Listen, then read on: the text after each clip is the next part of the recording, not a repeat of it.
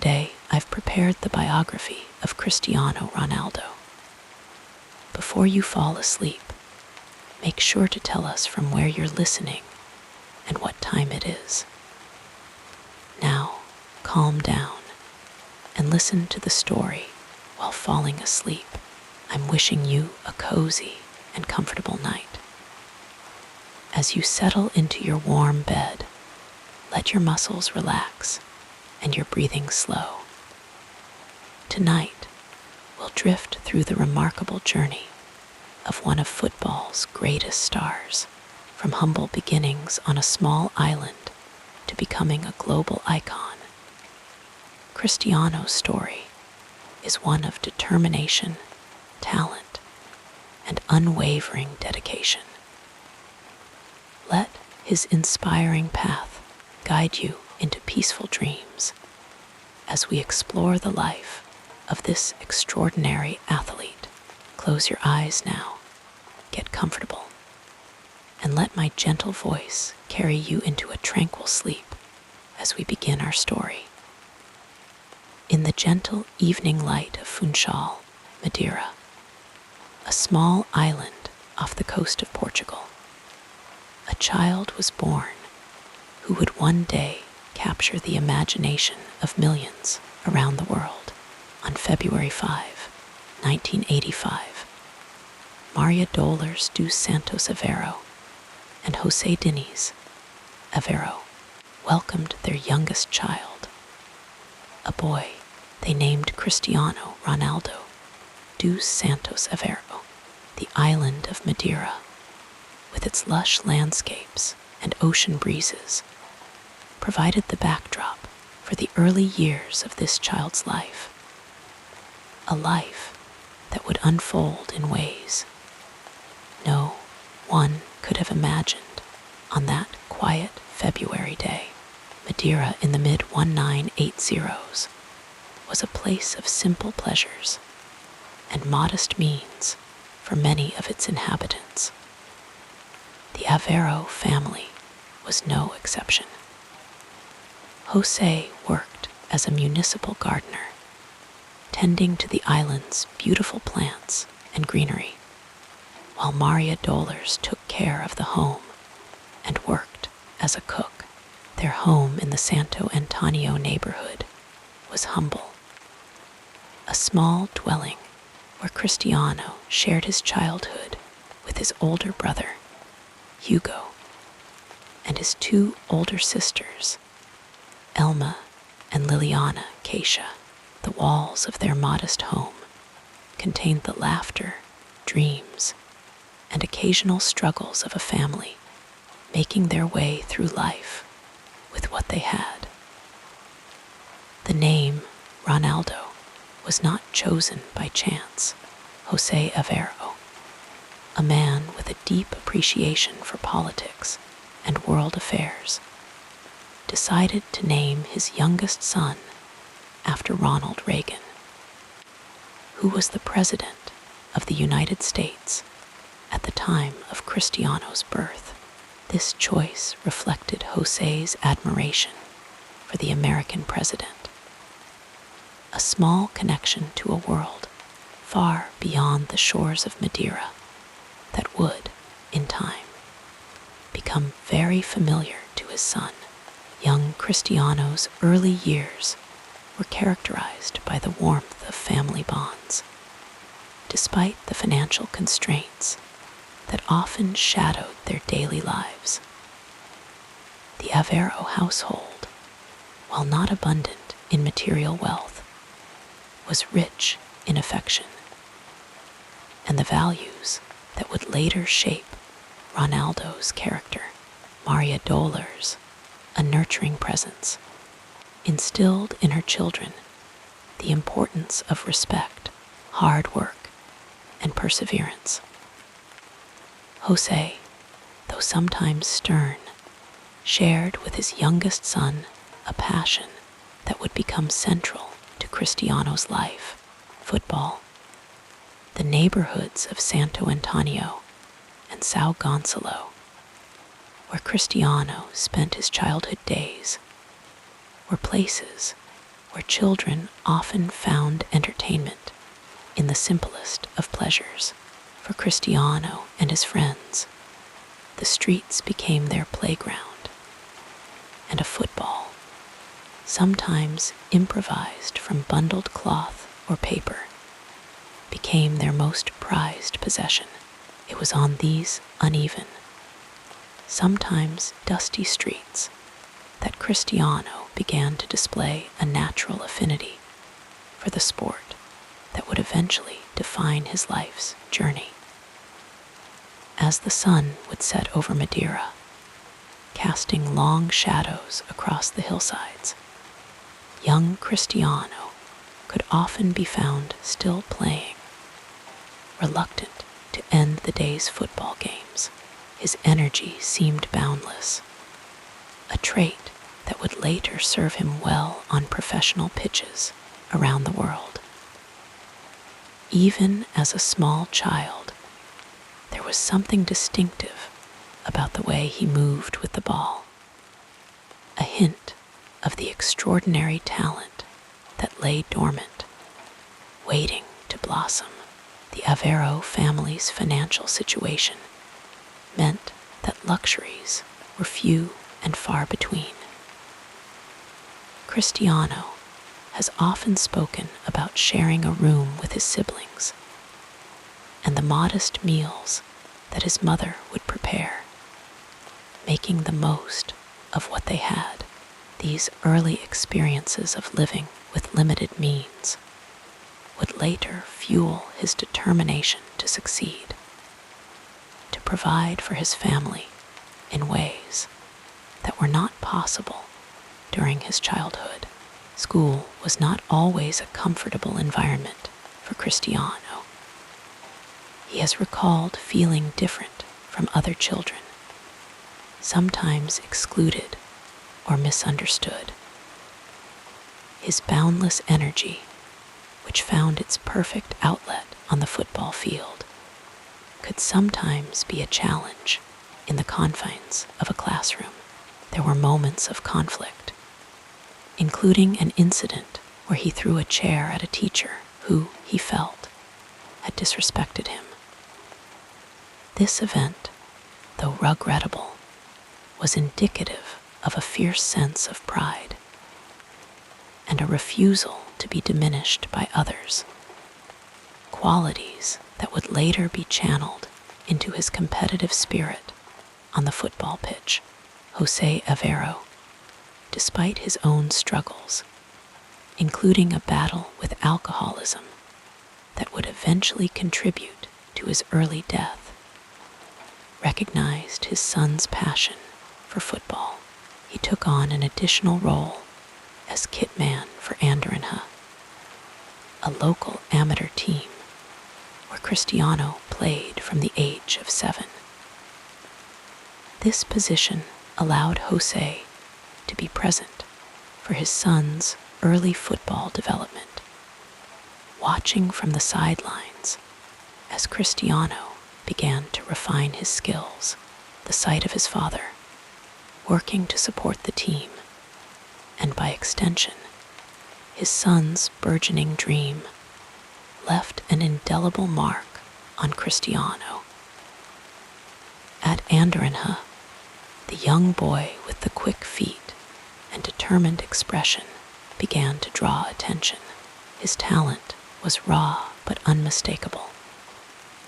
He played with a joy and freedom that was captivating, his movements with the ball becoming more assured with each passing season. By the age of 10, his abilities had caught the eye of National, one of Madeira's bigger clubs. The move to National represented the first step on a ladder that would eventually lead far from the shores of his island home. The years at National were formative ones, a time when Cristiano's skills were honed under more structured coaching. The club recognized the potential in the slender, energetic boy and provided an environment where his talent could develop. It was during these years that Cristiano began to dream more concretely about a future in football. The posters on his bedroom wall, featuring stars of the game, became not just decorations, but visualizations of a future he was determined to create for himself. Life in Madeira during the early 1990s was changing, as was Portugal as a whole. The country was experiencing economic growth and increasing integration with the European community. Yet, for many families like the Averos, daily life remained a careful balancing of resources. Cristiano has spoken of times when new football boots were a significant expense, one that his parents would save for. Understanding the importance of proper equipment for their son's growing passion, the family's support was unwavering, a constant in Cristiano's early life that provided the foundation for his developing confidence. His mother, in particular, has been a pillar of strength, her belief in her son's abilities never faltering, even in the face of financial hardship. Maria Dollars worked long hours to provide for her family, her hands bearing the marks of labor, but her spirit remaining resilient. This resilience would find its echo in her youngest son, becoming one of his defining characteristics. As Cristiano's talent continued to flourish, whispers began to spread beyond Madeira. By the age of 12, he had earned the opportunity to trial with Sporting Lisbon, one of Portugal's most prestigious clubs. This prospect was both thrilling and daunting for the young boy, who had never left his island home. The thought of moving to the mainland, away from the familiar comfort of family and friends, was intimidating. Yet, the pull of the opportunity, the chance to move closer to his dreams, was irresistible. The journey to Lisbon marked a profound transition in Cristiano's young life. At just 12 years old, he boarded a plane, leaving behind the only world he had known. The separation from his family was painful, the homesickness acute. The mainland, with its faster pace and unfamiliar faces, was a stark contrast to the close-knit community of Madeira. For a time, Cristiano struggled with this new reality, his heart often yearning for the comfort of home. Sporting Lisbon's academy provided accommodation for young players, and it was here that Cristiano began to adapt to life away from his family. The dormitory became his new home, his fellow academy players his new community. The schedule was demanding, with training sessions structured to develop not just technical skills, but also physical strength and tactical understanding. For a boy used to the freedom of street football, this more regimented approach required adjustment. The accent of Madeira, distinct from that of mainland Portugal, sometimes made Cristiano the subject of teasing from his peers. These experiences of being an outsider, of feeling different, could have diminished his spirit. Instead, they seemed to fuel a determination to prove himself, to show through his performances on the pitch that he belonged among the best. This resilience in the face of challenges would become a hallmark of his approach to both football and life. As he entered his teenage years, Cristiano's body began to change, growing taller and stronger. The coaches at Sporting recognized the need to nurture not just his technical abilities, but also his physical development. Training regimes were tailored to build strength without compromising the natural agility that made his play so distinctive.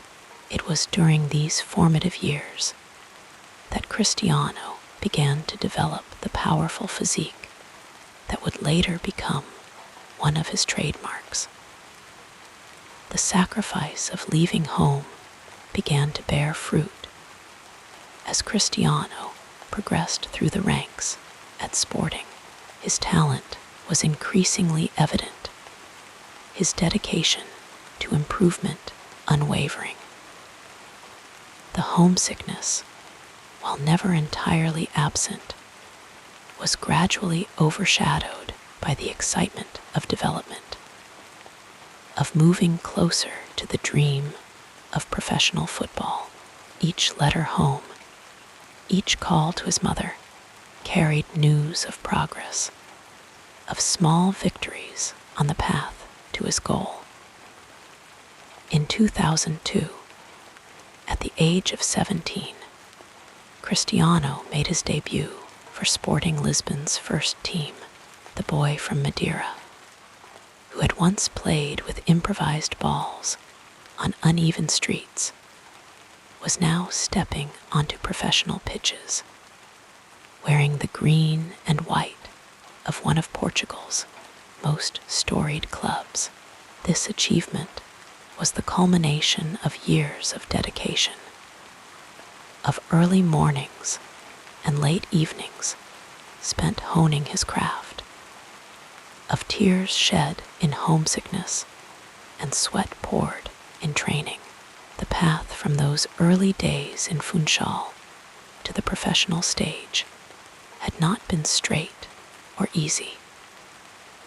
There had been moments of doubt, times when the distance from home felt unbearable. There had been critics who questioned whether the slight boy from Madeira had what it took to succeed at the highest level.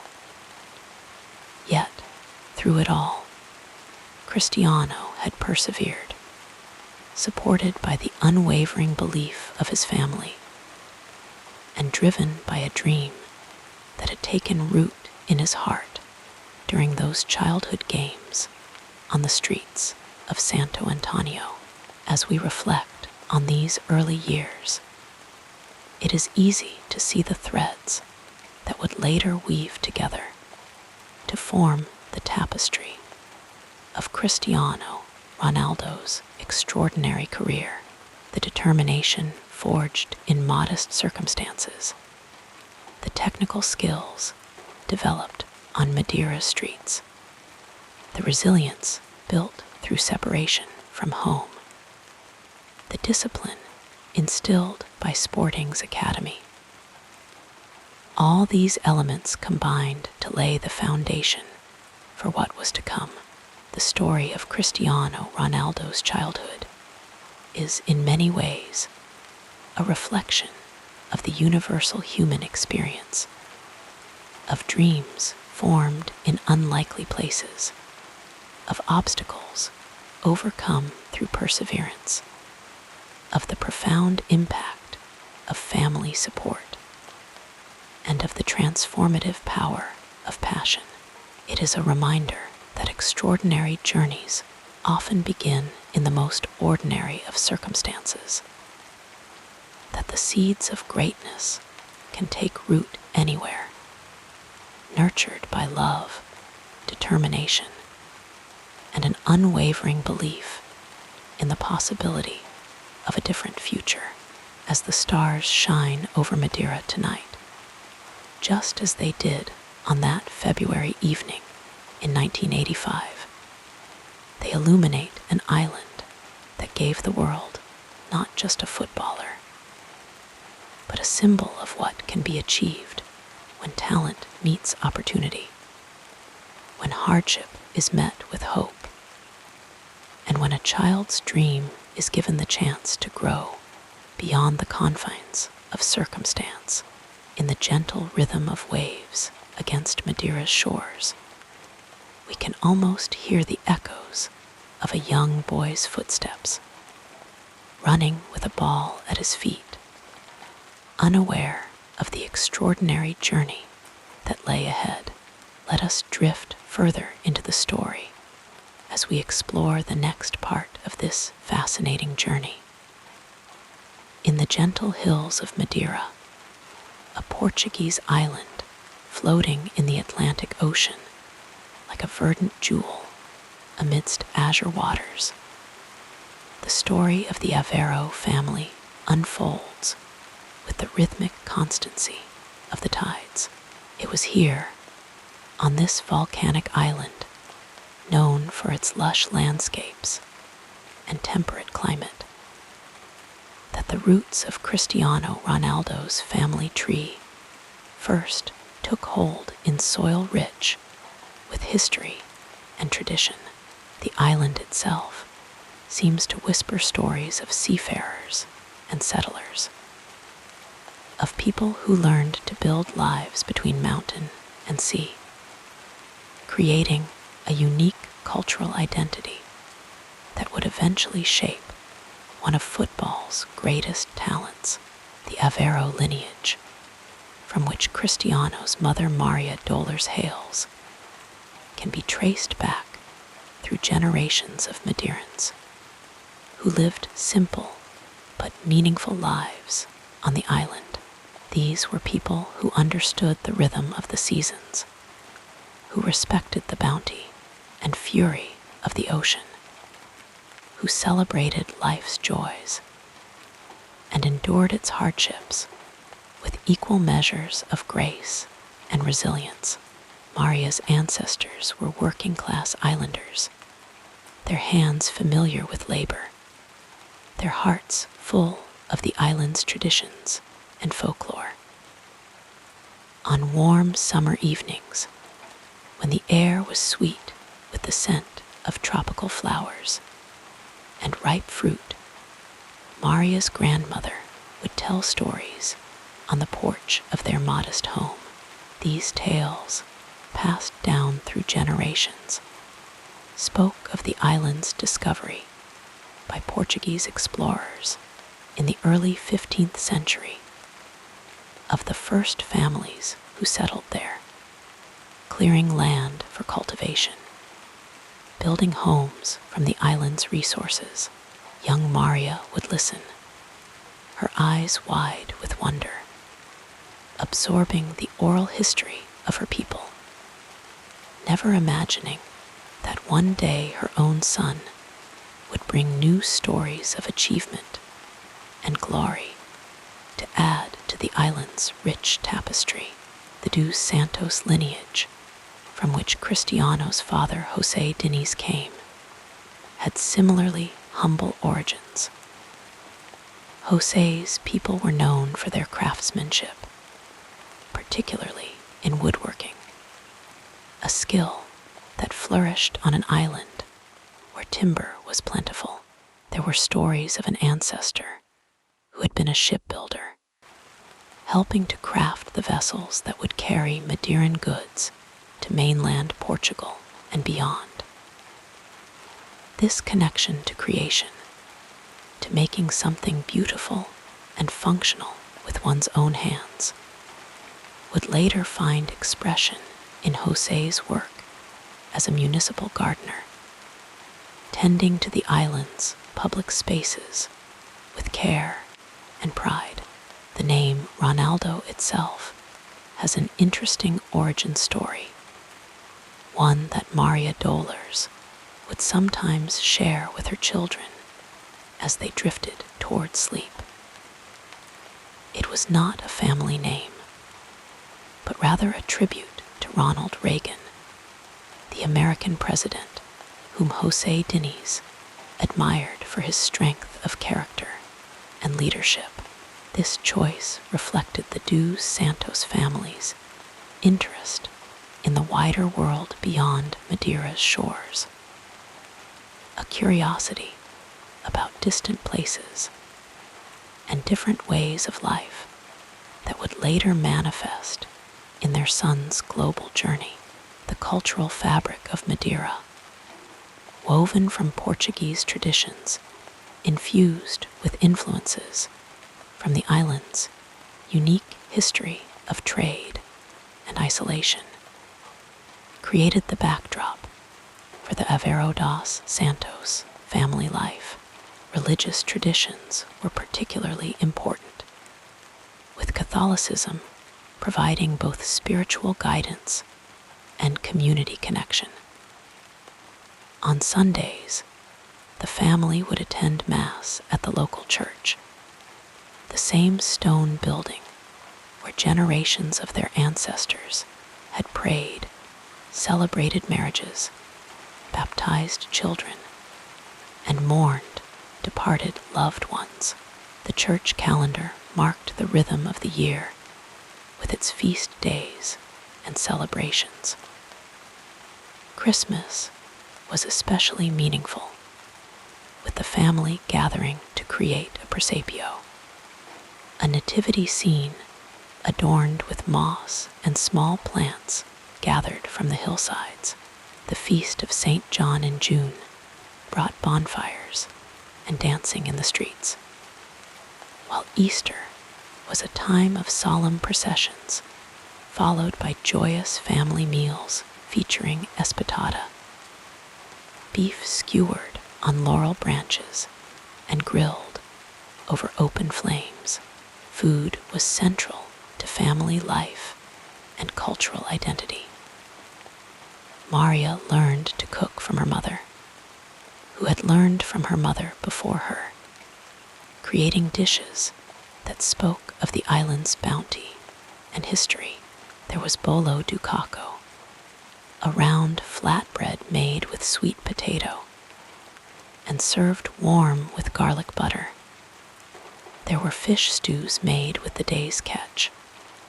There were desserts sweetened with Madeira's famous honey cake. These recipes were not written down, but passed through demonstration and practice, through the sharing of meals and the telling of stories around the table.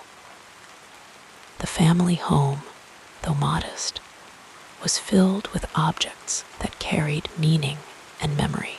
There was a hand-embroidered tablecloth made by Maria's grandmother, showcasing the Madeira embroidery that had brought fame to the island's craftswomen.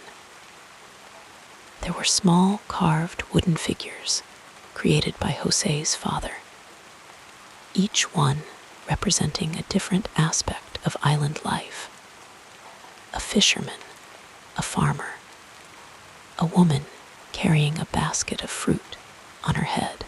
These objects were not valuable in monetary terms, but they were treasures of heritage, physical reminders of who they were and where they came from. Music and dance were also important elements of the cultural heritage that surrounded young Christiano. Traditional Madeiran folk music, with its distinctive string instruments and rhythmic patterns, would fill the air during community celebrations. There were dances that had been performed on the island for centuries, with steps that told stories of courtship, harvest, and the sea. Even as a small child, Cristiano showed a natural sense of rhythm, moving his body to the music in a way that foreshadowed the physical grace he would later display on football pitches around the world. The landscape of Madeira itself shaped the family's identity and worldview.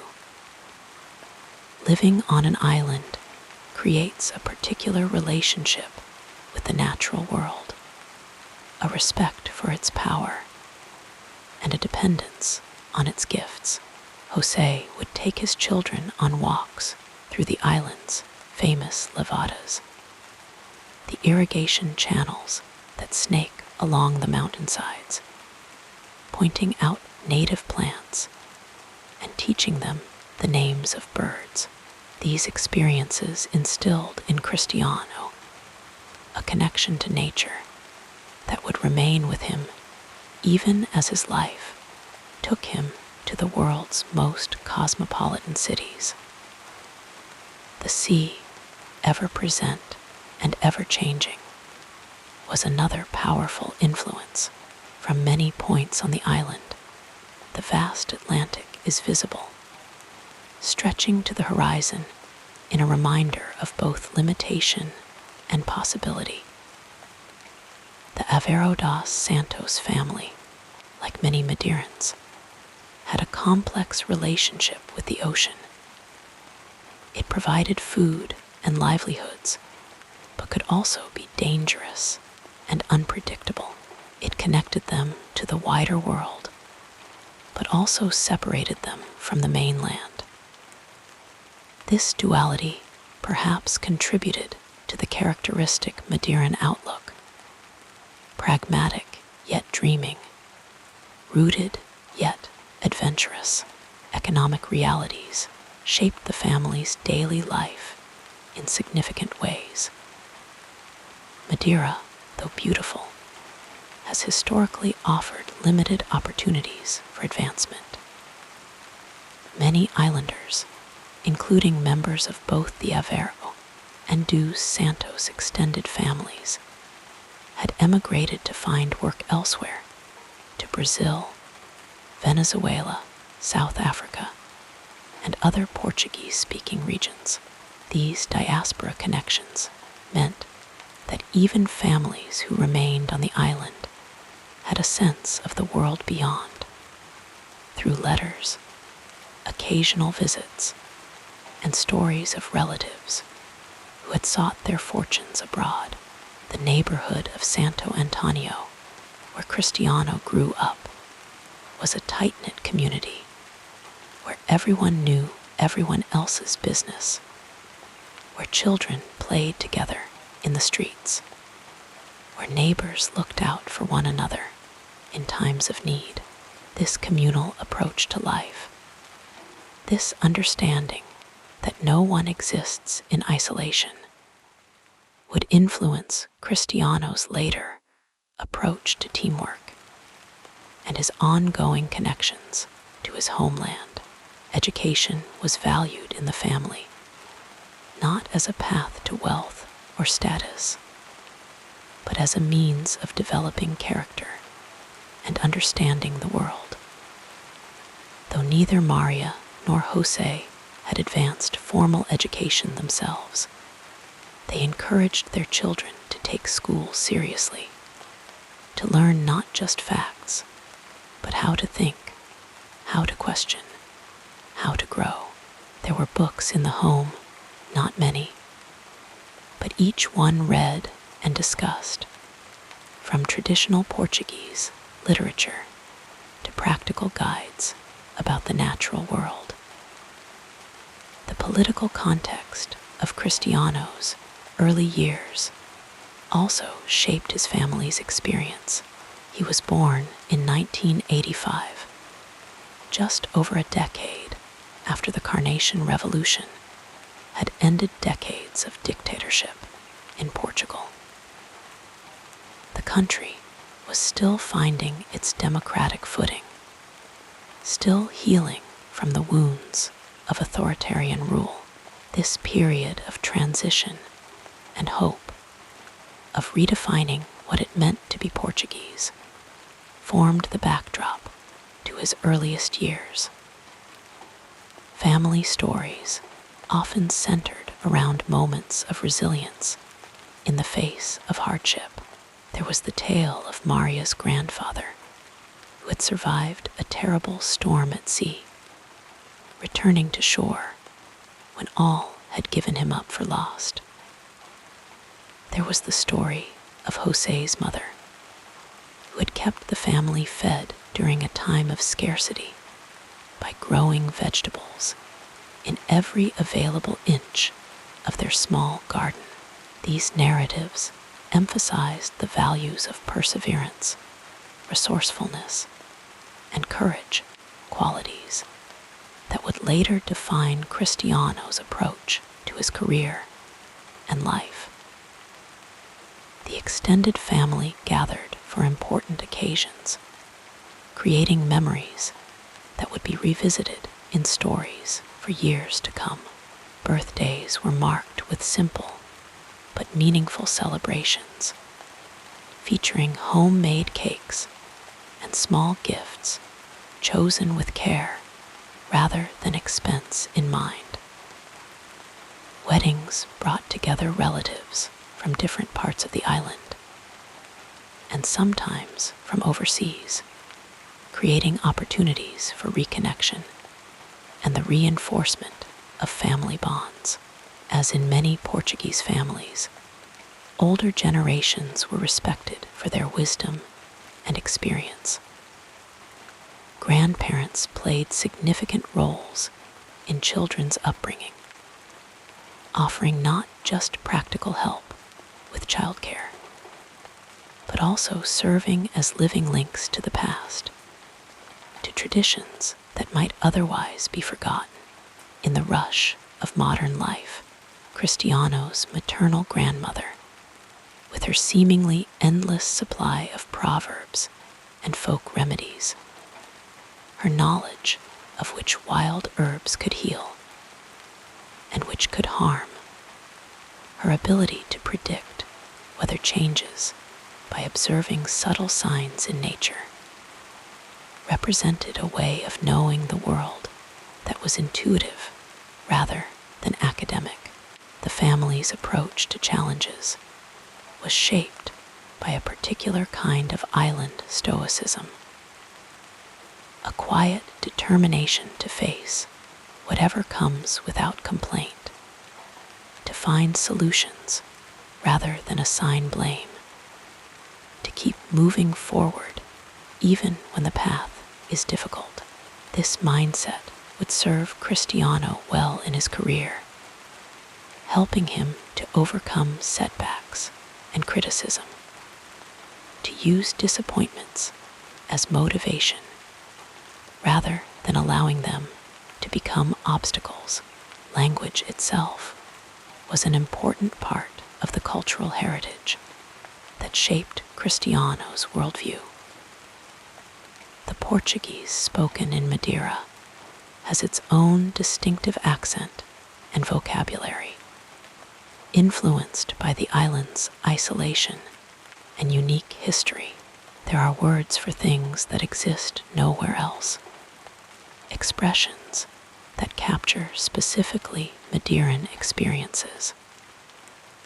This linguistic heritage gave Cristiano a sense of belonging to a particular place and people, even as his life would take him far from home. Dreams were encouraged in the Aveiro dos Santos household, not as escapism, but as vision, as a way of seeing possibilities beyond present circumstances. When young Cristiano spoke of becoming a professional footballer, playing for the biggest clubs in the world, his parents did not dismiss these aspirations as childish fantasy. Instead, they acknowledged the difficulty of such a path while supporting his right to pursue it, to test the limits of his talent and determination. As we reflect on the cultural soil in which Cristiano Ronaldo's roots first grew, we can see how the values, traditions, and experiences of his family and homeland provided nourishment for the person he would become. The Madeiran emphasis on hard work and perseverance, the importance of family bonds, the balance between rootedness and aspiration, the quiet pride in one's origins combined with openness to new experiences. All these elements would find expression in his approach to life and career. Now, as you drift toward sleep, imagine the gentle evening breeze moving through the streets of Santo Antonio, carrying the scent of flowering trees and the distant sound of the ocean. Imagine a family gathered around a simple dinner table, sharing food and stories, unaware that one of them would one day share their name and their island's story with the world. In this ordinary moment, in this modest home, in this small corner of a small island, the extraordinary journey was already beginning, carried forward by love, by tradition, by the strength of family roots growing deep in Madeiran soil. The peaceful narrative of this life continues as we turn our attention to what happened next. In the gentle embrace of the Atlantic Ocean lies the island of Madeira, a place of rugged beauty and quiet strength, where the story of Cristiano Ronaldo begins.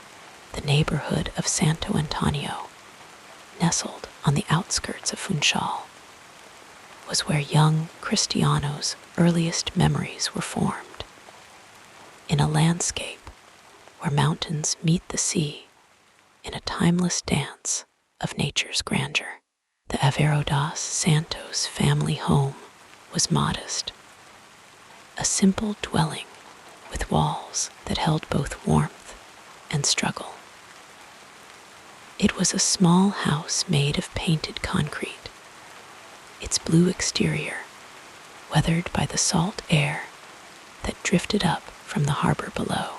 The roof, slightly uneven from years of island winds, provided shelter for a family whose wealth was measured not in possessions, but in their bonds with one another. Inside, the floors were worn smooth from the constant movement of children's feet, creating pathways between rooms that told stories of daily rituals and shared moments. The kitchen was the heart of their home, where Maria Dollars, Cristiano's mother, would prepare traditional Madeiran dishes that filled the air with comforting aromas. The scent of bolo do caco, a garlic bread made on a hot stone, would mingle with the fragrance of fresh fish caught that morning in the waters surrounding their island. The family would gather around a wooden table, its surface marked with the gentle scars of everyday life, small nicks from cutting vegetables, faint rings from hot cups of tea, the invisible imprints of elbows that had rested there during countless conversations. From the small windows of their home, one could glimpse the vastness of the Atlantic, a constant presence in the lives of all Madeirans. The ocean was not merely a backdrop, but a living entity that influenced the rhythm of island life. Its moods changed with the seasons. Sometimes a gentle, whispering companion, other times a roaring presence that reminded islanders of nature's power. The sound of waves breaking against the rocky shoreline created a soothing lullaby that drifted through the neighborhood at night, a natural symphony that accompanied dreams. The streets of Santo Antonio were narrow and winding, following the contours of the hillside in a pattern established centuries before. These pathways were lined with modest homes similar to the Aveiro dos Santos residence, creating a community where privacy existed alongside an intimate knowledge of neighbors' lives. Children played in these streets, transforming them into improvised football pitches, their shouts and laughter echoing against the buildings in a joyful chorus of youth. The ground beneath young Cristiano's feet was often uneven, a mixture of cobblestones and packed earth that taught him balance and agility without conscious instruction. The sloping terrain of Madeira meant that flat surfaces were rare treasures, and children adapted to playing on inclines, developing unique skills that mainland children might never need. This topography became an unintentional training ground, where every game required adjustments to the land's natural challenges. The climate of Madeira wrapped around the community like a gentle embrace, offering mild temperatures throughout the year. Winters brought rain that transformed the island into a canvas of vibrant greens, while summers provided long, sun-drenched days perfect for outdoor play. The light on Madeira has a particular quality, clear and bright, yet somehow soft, casting shadows that shift and change as clouds move across the sky in an endless parade. This natural illumination painted the neighborhood in varying hues throughout the day, from the golden warmth of morning to the soft lavender of dusk.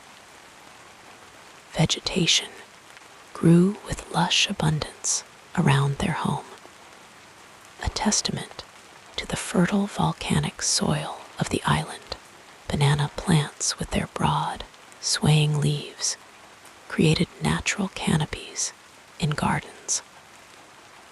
Flowering jacaranda trees lined some streets, dropping their delicate purple blossoms like a gentle rain, creating carpets of color that delighted children's bare feet. The scent of eucalyptus and pine drifted down from the higher elevations, mingling with the salt air to create the distinctive fragrance of Madeira. The soundscape of Santo Antonio was a tapestry of natural and human elements woven together. Roosters announced the morning with reliable enthusiasm, their calls overlapping in an uncoordinated chorus. Church bells marked the hours, their resonant tones carrying across the neighborhood as a reminder of time's passage and the community's shared faith. The distant hum of boats in the harbor floated up to the hillside homes, along with occasional snippets of fishermen's conversations carried on the breeze. In this environment, young Cristiano developed an acute awareness of space and movement. The limited flat areas for play meant that children became experts at adapting to their surroundings, using walls, slopes, and natural boundaries as elements of their games. A football might need to be rescued from a neighbor's garden or from underneath a parked car, teaching patience and problem solving alongside athletic skills. The constraints of their physical environment fostered creativity and resourcefulness, qualities that would later serve Cristiano well on professional pitches. The Aveiro dos Santos home, though modest in size, was rich in emotional warmth. The living room contained a small television where the family would gather to watch football matches, the flickering blue light illuminating their faces as they followed the movements of players from teams far away. Cristiano would sit close to the screen, absorbing every detail of movement and strategy, his eyes wide with wonder at the possibilities the game presented. The room was decorated with family photographs and small mementos, creating a visual history of their shared journey. The bedrooms were simple spaces where privacy was a luxury rather than an expectation. Cristiano shared a room with his brother Hugo, their beds separated by a small nightstand that held treasured possessions. Perhaps a special stone found on the beach, a football card received as a gift, or a small trophy from a local tournament. The walls may have held posters of football heroes, their images serving as both decoration and inspiration, silent mentors watching over sleeping dreams. Outside their home, the neighborhood offered a rich social tapestry that contributed to Cristiano's development. Elderly residents would sit in doorways or on small balconies, observing the flow of daily life with the patience of those who have seen seasons change and generations pass. These elders were repositories of island history and wisdom, sometimes sharing stories with passing children or offering gentle corrections when behavior strayed beyond acceptable boundaries. They created a sense of continuity and tradition that anchored the community in shared values. Local businesses formed gathering points where social connections were maintained and strengthened. The small grocery store where Maria Dollars might purchase daily necessities was also a place where news was exchanged, concerns shared, and achievements celebrated. The owner would often know each family's preferences and circumstances, extending credit during difficult times, or setting aside special items for regular customers. These commercial spaces functioned as informal community centers, places where the social fabric was continuously rewoven through everyday interactions. The football pitch where young Cristiano spent countless hours was not a professional facility, but a cleared area with makeshift goals. Its surface uneven and often dusty, yet this humble space became a crucible for talent, where neighborhood games took on an intensity that belied their informal nature. Children from different parts of Santo Antonio would gather here, forming teams that changed composition based on who was available to play. The older boys would sometimes allow younger ones to join, creating mixed-age competitions that challenged everyone involved. The natural world around Santo Antonio provided both playground and classroom for the neighborhood children. Small woods offered spaces for exploration and adventure, where youngsters could climb trees, build simple forts, or play hide-and-seek among the shadows.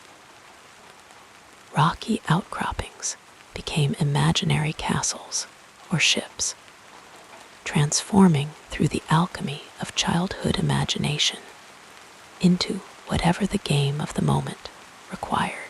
The nearby ocean shore, with its tidal pools and constantly changing landscape, invited discovery and contemplation, teaching children about the rhythms of nature and the impermanence of all things. Church played a significant role in the community, providing not only spiritual guidance, but also a social framework that connected families across generations. The local parish church, with its simple architecture and well-worn pews, welcomed parishioners each Sunday in a ritual that transcended individual circumstances. Dressed in their best clothes, neighbors who might have disagreed during the week would sit side by side, united in prayer and tradition. For young Christiano, these weekly gatherings reinforced the importance of community and the value of something greater than oneself. School days followed a predictable pattern, creating a structure around which family life was organized. Mornings began early, with children preparing for classes, while parents readied themselves for work. The walk to school might include stopping to collect friends along the way, forming small groups that moved through the neighborhood like schools of fish, their conversations and laughter announcing their passage. The school building itself was functional rather than beautiful, but within its walls, dreams were encouraged alongside practical knowledge. Mealtimes in the Aveiro dos Santos home were important rituals of family connection. Despite financial constraints, Maria Dollars ensured that meals were occasions for sharing more than just food. The family gathered around their table to discuss the events of the day, to solve problems together, and to simply enjoy each other's presence. These daily gatherings reinforced family bonds and provided a safe space where young Christiano could express his hopes and fears, knowing he would be heard with love and understanding. Evenings in Santo Antonio brought a gentle shift in the neighborhood's energy. As the workday ended, adults returned home, their voices calling greetings to neighbors and children. The air would fill with the mingled aromas of dinner preparations from dozens of kitchens, creating an invisible tapestry of scent that spoke of care and nourishment. Children might be called home as darkness approached, reluctantly ending their games until the following day. Windows would glow with warm light, silhouetting families within their private worlds. The night sky above Madeira offered its own spectacular show, particularly in areas like Santo Antonio, where artificial lighting was minimal. Stars appeared in profusion, creating patterns that had guided sailors for centuries.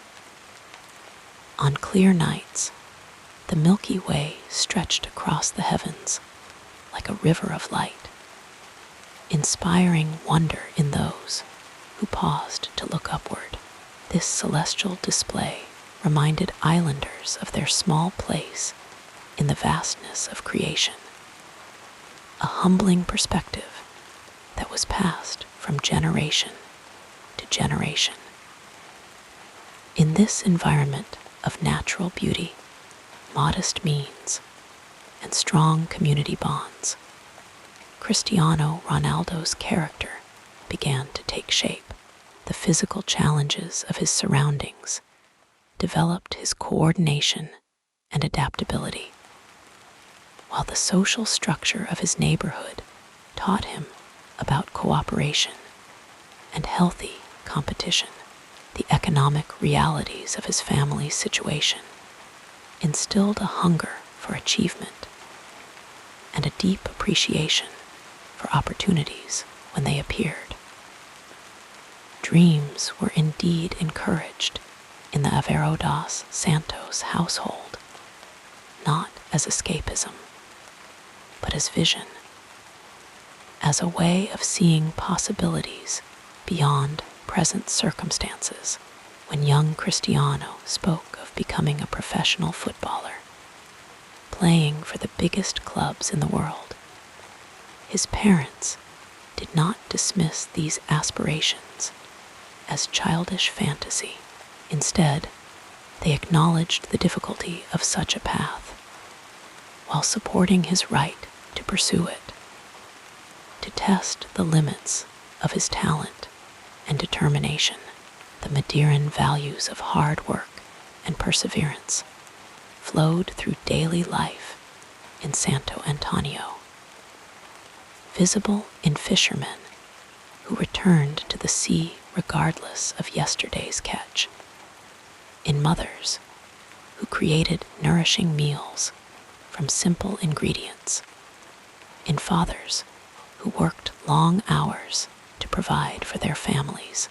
Young Cristiano absorbed these lessons through observation and experience, developing a work ethic that would later amaze coaches and teammates alike. The island's emphasis on resilience in the face of challenges became part of his approach to every aspect of life. As night falls and you drift toward peaceful slumber, imagine the gentle evening breeze moving through the streets of Santo Antonio, carrying the scent of flowering trees and the distant sound of the ocean. Picture a family gathered around a simple dinner table, sharing food and stories, unaware that one of them would one day share their name and their island's story with the world.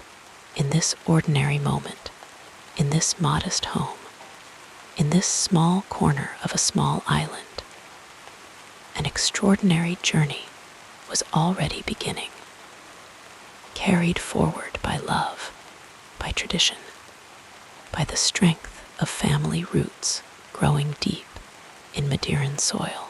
As you relax deeper, let us now softly explore the next chapter of this soothing biography. In the quiet classrooms of Escola Básica y Secundaria, Gonçalves, Zarco in Funchal, Madeira, young Cristiano Ronaldo's educational journey unfolded like a gentle stream, finding its way through the landscape of childhood. The school, named after the Portuguese navigator who discovered the Madeira archipelago, stood as a humble institution where island children received their formal education. The building itself was unassuming, with simple architecture typical of Portuguese public schools, its corridors echoing with the soft footsteps of students and teachers going about their daily routines. Cristiano was not known as an exceptional academic student. His mind, even in those early years, seemed to wander beyond the confines of traditional classroom learning, while other children might have been completely absorbed in mathematics or history lessons. Cristiano's thoughts often drifted to the football pitch, where he felt most alive, most himself. This is not to say he neglected his studies entirely. His mother, Maria Dolores, with her gentle but firm insistence on responsibility, made certain he understood the importance of education. The teachers at Gonçalves Zarco would later recall a boy who was respectful, if sometimes distracted, his energy barely contained by the wooden desk and chair that seemed too small for his dreams. They spoke of a child with a restless intelligence that manifested not in scholarly achievements, but in an uncanny ability to solve problems on the football field, to read the flow of a game, to anticipate movements before they happened.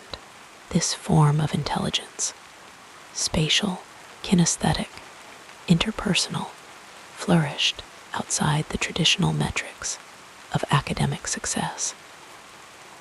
As the morning light filtered through classroom windows, casting soft patterns on well-worn textbooks, Christiano would dutifully complete his assignments, his handwriting revealing the same precision that would later characterize his free kicks. Portuguese language classes introduced him to the expressive potential of his native tongue, though he could not have known then how many languages he would eventually need to navigate the international world of football. Mathematics taught him patterns and angles that his body would later translate into the perfect positioning on the pitch. Physical education, naturally, was where he shone brightest, his natural athleticism evident to all who watched the school days passed in their gentle rhythm, seasons changing outside the classroom windows, the flowering jacaranda trees of spring, giving way to the warm summers when the classroom became almost unbearably warm. Then the mild Madeiran autumn with its soft golden light, and the rainy winters when students huddled in classrooms, listening to the patter of raindrops on the roof. Through it all, Christiano's education continued, not just in academic subjects, but in the equally important lessons of social interaction, of finding his place among peers, of learning the unwritten rules of childhood society. By the age of 10, Christiano's dual education, formal schooling and football training, began to create tension in his life. The demands of training with his local club, CF Anderenha, where his father worked as kit man, increasingly pulled him away from academic pursuits. His true mentors were emerging not from the ranks of school teachers, but from the coaching staff who recognized something special in the thin, energetic boy with the quick feet and quicker mind. It was around this time that Christiano's intellectual development began to take a different path from his classmates.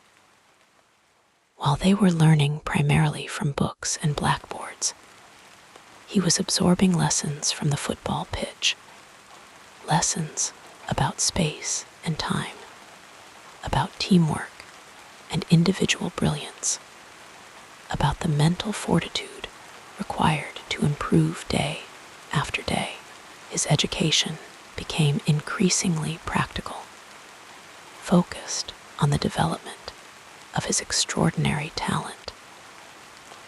When Christiano moved to Sporting Lisbon's academy at the tender age of 12, his formal education entered a new phase. The club provided schooling for its young players, understanding that not all would become professional footballers, and that even those who did would need education beyond sport. In this environment, education was tailored to accommodate training schedules, creating a more holistic approach to developing young athletes. The teachers at Sporting's academy understood they were educating future professionals. Whether in football or other fields, they worked with young players like Christiano to ensure academic requirements were met while respecting the demands of athletic training. In this setting, Cristiano found a more comfortable balance, though his focus remained firmly on developing his football skills. During these formative years, Cristiano's intellectual development was profoundly influenced by several key mentors. Aurelio Pereira, the legendary head of Sporting's youth academy, saw in the Madeiran teenager not just exceptional talent, but also the raw materials of character that could be shaped into greatness. Pereira's philosophy extended beyond football techniques to embrace the development of the whole person, instilling values of discipline, respect, and continuous self-improvement that would serve Cristiano throughout his life. Laszlo Berlerni, the Romanian coach who gave Cristiano his first team debut at Sporting, provided another kind of education. From Berlerni, Cristiano learned about the tactical aspects of the game at the highest level, about the psychological dimensions of professional sport, about the expectations that come with exceptional talent. These lessons were delivered not in classrooms, but in training sessions, team talks, and one-on-one conversations that shaped the young player's understanding of his chosen profession. Perhaps the most significant educational influence in Cristiano's early development was his own self-directed learning. Even as a teenager, he displayed an unusual capacity for analyzing his own performance, identifying weaknesses, and working methodically to transform them into strengths. This metacognitive ability, the capacity to think about his own thinking and learning, set him apart from peers who might have had similar natural talents, but lacked this reflective dimension. The quiet evenings in the Sporting Academy dormitory found Cristiano often studying videos of great players. Luis Figo, Rui Costa, and Brazilian stars like Ronaldo Nazario and Rivaldo. He would watch their movements with intense concentration, mentally cataloging techniques and tricks that he would then practice relentlessly on the training ground. This self-directed study represented a form of education as valuable as any classroom instruction, a personal curriculum designed to transform potential into performance. As Cristiano's talent became increasingly evident, his education expanded to include lessons in handling attention and expectation.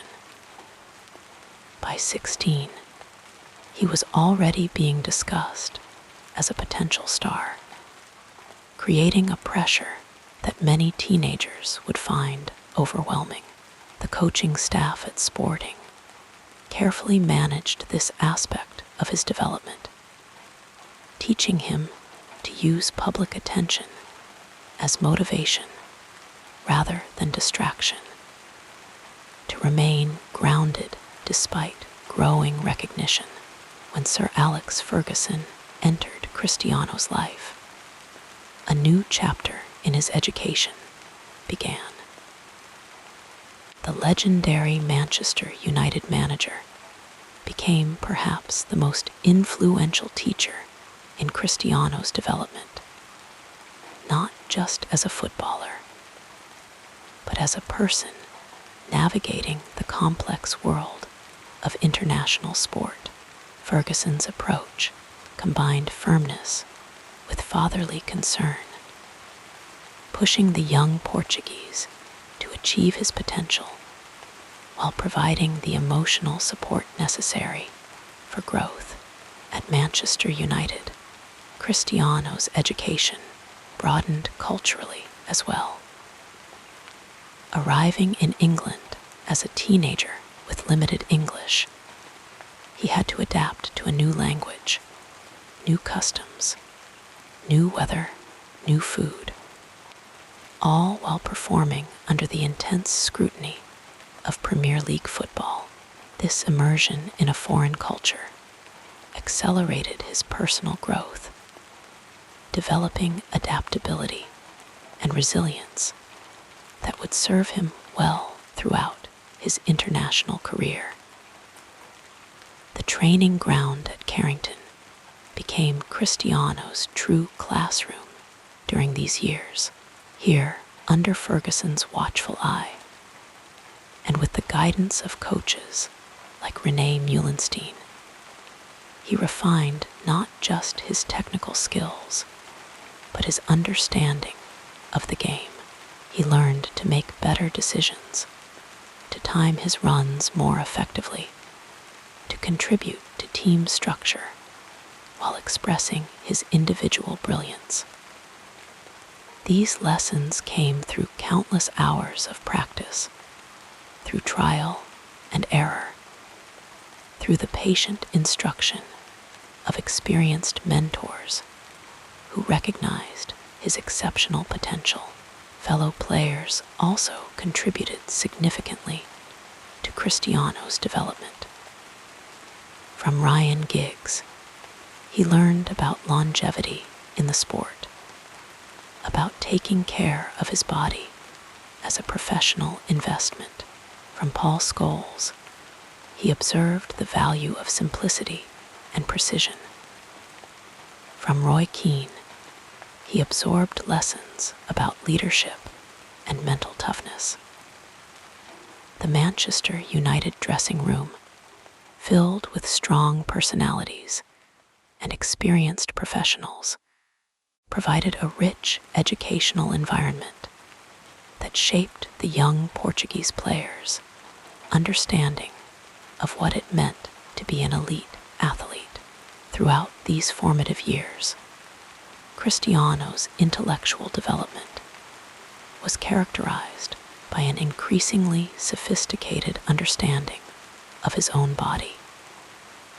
He studied nutrition, rest, recovery, and training methodologies with the same intensity that a scholar might bring to academic research. This knowledge wasn't abstract. It was immediately applicable, translated into daily habits and routines designed to maximize his physical potential. The evolution of Cristiano's game during his Manchester United years reveals the depth of his learning. From the flashy, sometimes ineffective winger who arrived from Portugal, he developed into a devastatingly effective forward whose every move served a purpose. This transformation didn't happen by accident. It was the result of deliberate practice, thoughtful analysis, and the willingness to adapt based on evidence and feedback. Perhaps most remarkably, Cristiano developed during these years an extraordinary capacity for handling pressure. The education of his mind included learning to perform at his best when the stakes were highest, to use nervous energy as fuel rather than allowing it to become debilitating. This mental strength, cultivated through experience and guided by mentors who understood the psychological dimensions of elite sport, would become one of his defining characteristics. As you rest comfortably, imagine the young Cristiano in those quiet moments of self-reflection, in dormitory rooms, on long bus journeys to away matches, in the solitude of early morning training sessions, when he arrived before teammates to work on specific aspects of his game. In these moments, away from the roaring crowds and flashing cameras, his most important learning occurred: the internal dialogue of a young man coming to understand his extraordinary gifts and the responsibility that came with them. The formation of Cristiano's character during these educational years was as significant as the development of his football skills. He learned the value of philanthropy from his mother, who, despite limited means, always found ways to help others. He learned about loyalty from his siblings, who supported him unconditionally as his star rose. He learned about perseverance from his father, whose struggles with alcoholism showed Cristiano both human frailty and the importance of making different choices in his own life. As the stars gently shine through your window and sleep begins to embrace you more deeply, consider how Cristiano's education, formal and informal, academic and athletic, planned and circumstantial, created the foundation for everything that would follow. The boy from Madeira, carrying his island's values and his family's hopes, absorbed lessons from every experience, every mentor, every challenge, weaving them into the unique tapestry of his character and career. In this quiet process of becoming, as natural and inevitable as the tide reaching the shore, lay the true education of Cristiano Ronaldo. Our soothing biography continues with a look at the next important period in this incredible life. As you settle deeper into the comfort of your bed, let your mind wander gently into the world of mentors and guides who shaped Cristiano Ronaldo's journey. Like soft ripples forming on the surface of a calm lake, each figure in his life left an imprint, some with words of wisdom, others with silent examples, all contributing to the man he would become. The first and most enduring influence was his mother, Maria Dollars, in the small, sunlit kitchen of their modest home in Madeira. She worked tirelessly, her hands moving with quiet determination as she prepared meals, balanced bills, and cared for her children. Though their means were limited, she taught Cristiano the power of generosity. He would watch as she shared food with neighbors in need or offered comfort to struggling friends, never expecting anything in return from her. He learned that kindness was not about what you had, but what you gave.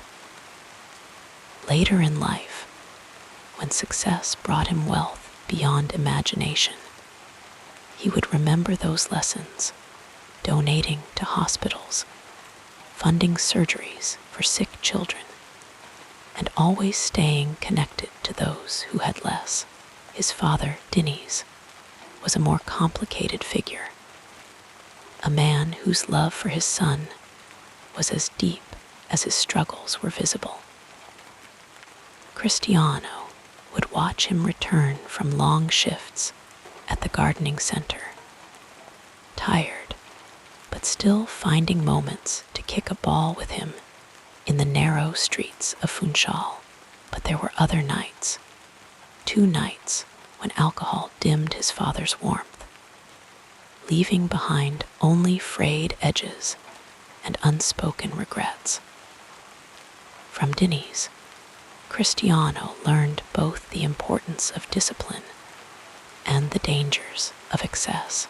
He vowed never to lose control of his own life, to channel his passion into his craft rather than fleeting escapes.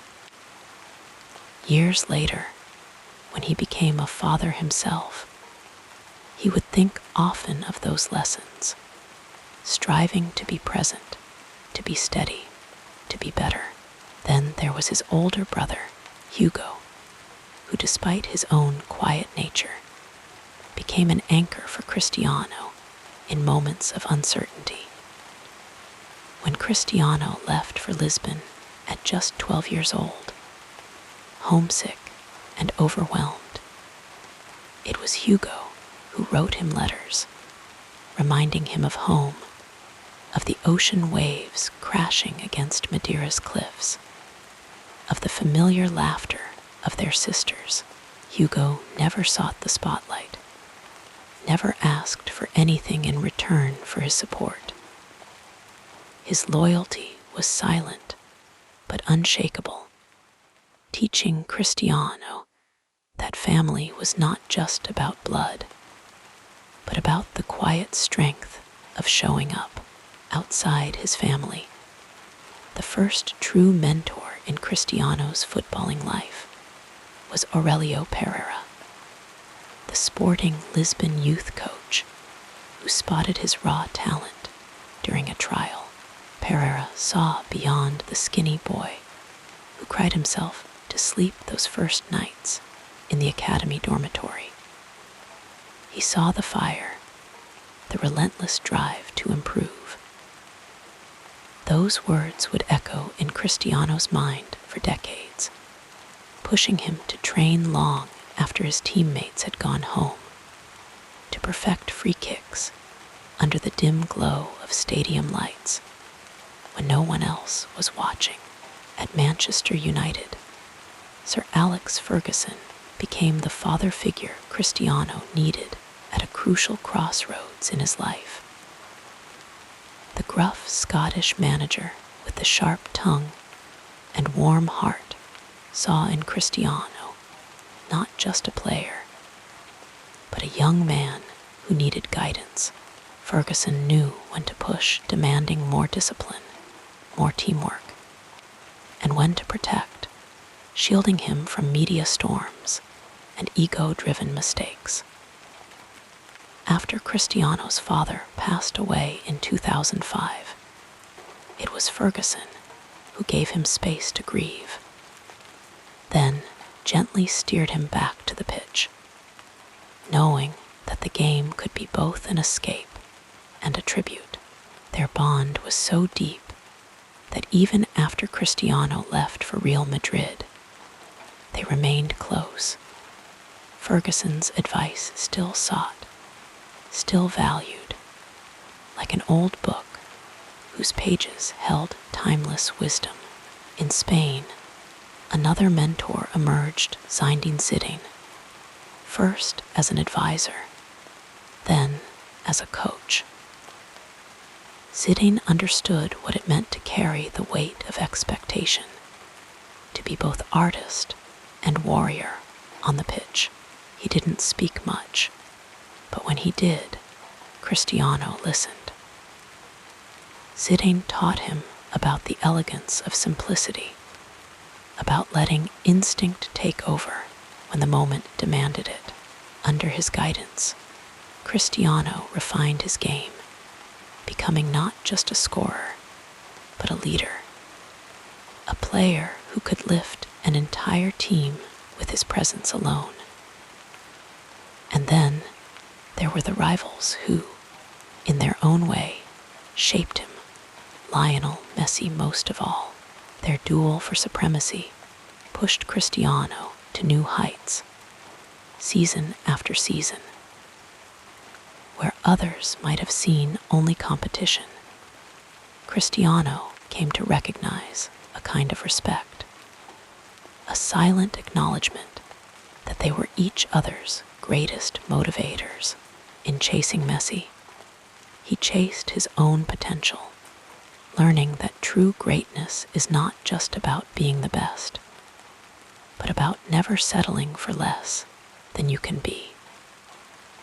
Through it all, Cristiano carried these lessons: his mother's kindness, his father's caution, his brother's loyalty, his coach's wisdom stitched into the fabric of his being. The boy who once dreamed in a small Madeiran bedroom became a man who understood that success was never a solo journey, but a tapestry woven by the hands of those who believed in him. As sleep draws nearer, imagine these mentors standing like quiet guardians along the path of his life, each one leaving a light for him to follow.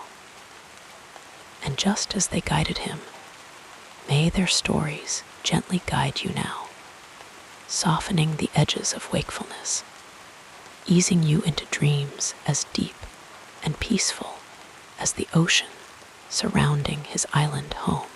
Let your mind float with these gentle recollections as we move forward in our story. Before the bright lights of Old Trafford, before the roaring crowds of the Bernabeu, there was a quiet beginning.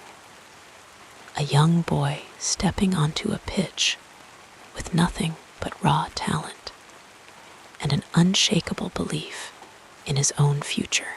Cristiano Ronaldo's first steps into professional football were as humble as they were determined. A slow and steady climb from the cobbled streets of Madeira to the polished stadiums of Europe's elite. It all began with Andorinha, the small local club where he first laced up his boots in an organized team. The pitches were rough, the goals sometimes makeshift, but for Cristiano, they may as well have been the grandest stages in the world. Even then, his dedication was unmatched. While other boys played for fun, he played with purpose. Every sprint, every dribble, every shot was a promise to himself that he would go further. His father, Diniz, often watched from the sidelines, a quiet presence who knew the dangers of dreams in a place where opportunities were few. But Cristiano's talent was too obvious to ignore, and soon he caught the eye of scouts from National, one of Madeira's most respected clubs. At National, the training grew more serious, the competition sharper. The coaches saw something special in him, not just his speed or his skill, but his relentless drive. They pushed him, knowing that talent alone was not enough. He had to learn discipline to refine the raw edges of his game. And though the island was small, his ambitions were vast. Word of the boy wonder began to spread beyond Madeira. Whispers of a prodigy who moved with the ball as if it were part of him. Then came the moment that would change everything. A trial at Sporting CP, one of Portugal's most storied clubs. Leaving home at just 12 years old was no small thing. The mainland felt like another world, and the academy was a place of fierce competition. Homesickness crept in on quiet nights, the distance from his family a heavy weight. But Cristiano had made a choice. He would endure, he would prove himself. And so he trained harder than anyone else, staying long after sessions ended, practicing free kicks until his legs ached, honing his technique with a focus far beyond his years. The coaches at Sporting took notice. They saw not just a player, but a student of the game, someone who absorbed every lesson, every correction. They paired him with mentors who helped shape his understanding of tactics, of movement, of the mental side of football. And though he was still a teenager, his talent demanded recognition. Soon, he was rising through the ranks, from the youth teams to the reserves, and finally, at just 16 years old, to the first team. His professional debut came in 2002, a brief but electric appearance that offered a glimpse of what was to come. The following season, he became a regular, dazzling fans with his fearless dribbling, his audacious tricks, his sheer will to win. The Estadio José Alvalade became his stage, and with every match, his legend grew. He wasn't just playing, he was performing, turning defenders inside out with stepovers that seemed to defy physics, sending crosses with pinpoint precision, scoring goals that left the crowd breathless. But it wasn't all smooth. There were challenges, moments of frustration. Some critics said he was too flashy, that he held onto the ball too long. Others doubted whether such a young player could handle the pressure. But Cristiano used every word as fuel, every setback as a lesson. He listened to his coaches, studied the greats who came before him, and slowly he refined his game, learning when to pass, when to shoot, when to trust his instincts. Then, in the summer of 2003, fate intervened in the form of a friendly match between Sporting and Manchester United. The English giants had come to Lisbon expecting a routine game. But what they witnessed was something extraordinary. Cristiano, just 18 years old, tormented United's defense with his speed, his skill, his sheer audacity. By halftime, the United players were telling their manager, Sir Alex Ferguson, that they had to sign him, and by the end of the match, Ferguson knew it too. The transfer happened quickly, a whirlwind of negotiations that took Cristiano from the sunny streets of Lisbon to the rain-soaked pitches of Manchester. It was a daunting move, a new country, a new language, a league far more physical than anything he had faced before. But Sir Alex Ferguson was more than a manager. He was a mentor, a father figure who understood how to nurture young talent. He gave Cristiano the number 7 shirt, a symbol of greatness at United, worn by legends like George Best and Eric Cantona. It was a message: we believe in you. The early days in England were not easy. The Premier League was faster, tougher, less forgiving. Defenders targeted him, using strength and aggression to test the young winger. There were moments of brilliance, a dazzling goal here, a mesmerizing run there, but also periods of adjustment. Yet Cristiano never wavered. He spent extra hours in the gym, bulking up to withstand the challenges. He studied his teammates, learning from veterans like Ryan Giggs and Paul Scholes. And slowly, steadily, he began to flourish. By the 2006-2007 season, he was no longer just a promising talent. He was one of the best players in the world.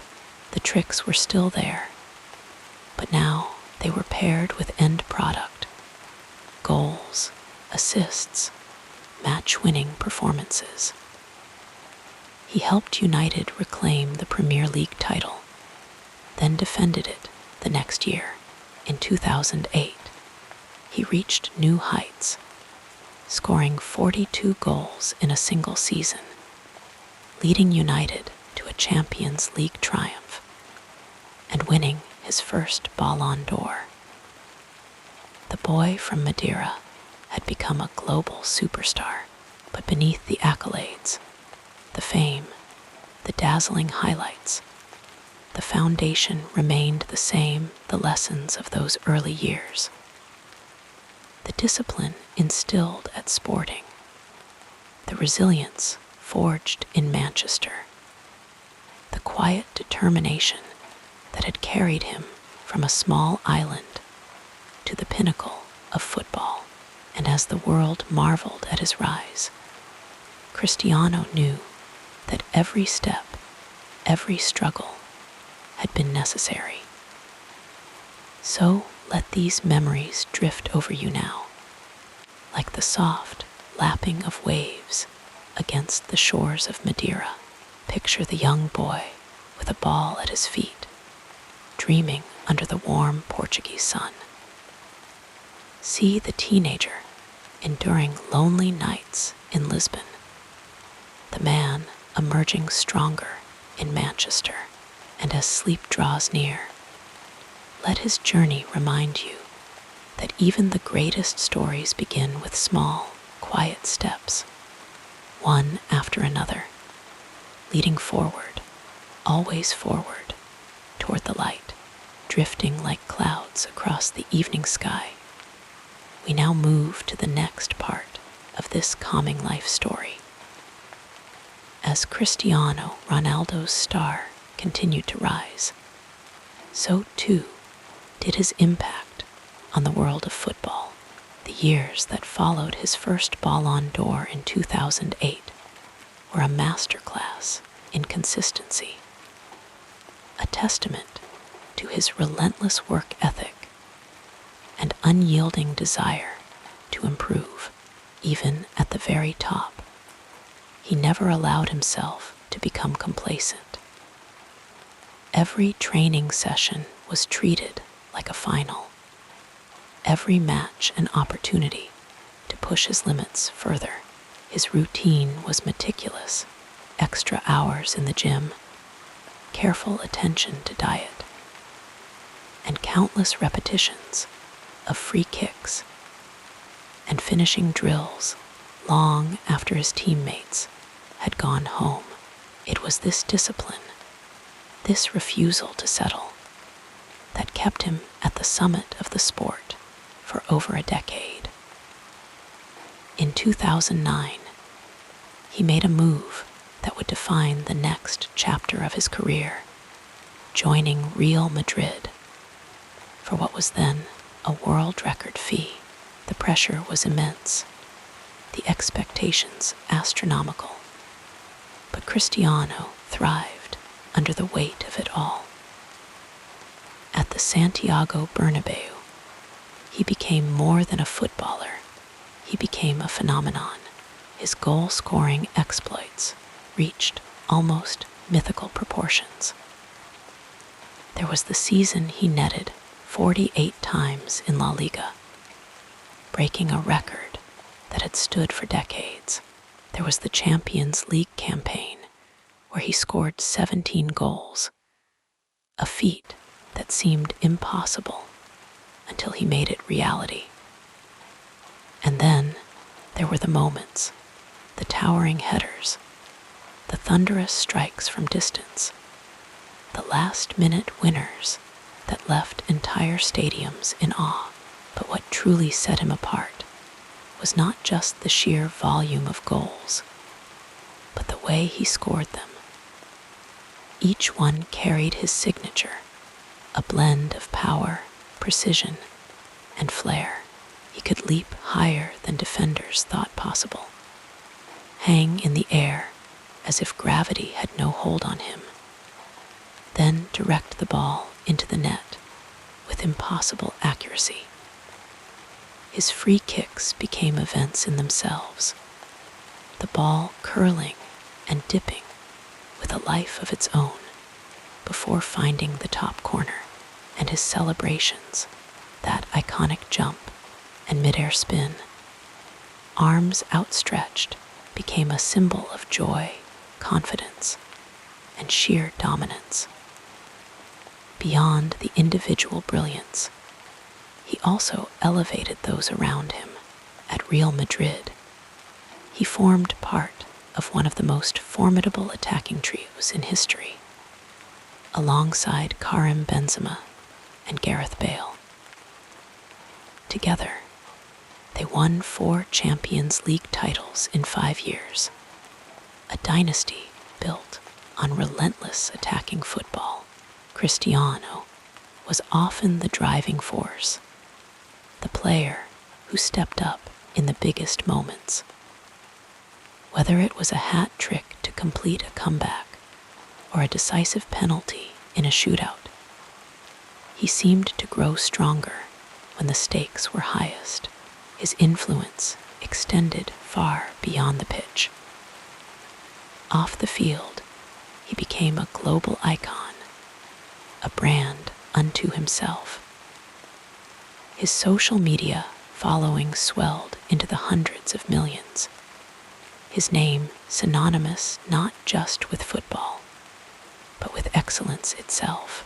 Sponsors clamored to associate themselves with his image, knowing that his dedication and success resonated with people everywhere. Yet, despite the fame, he remained deeply connected to his roots. He never forgot the struggles of his childhood, the sacrifices his family had made.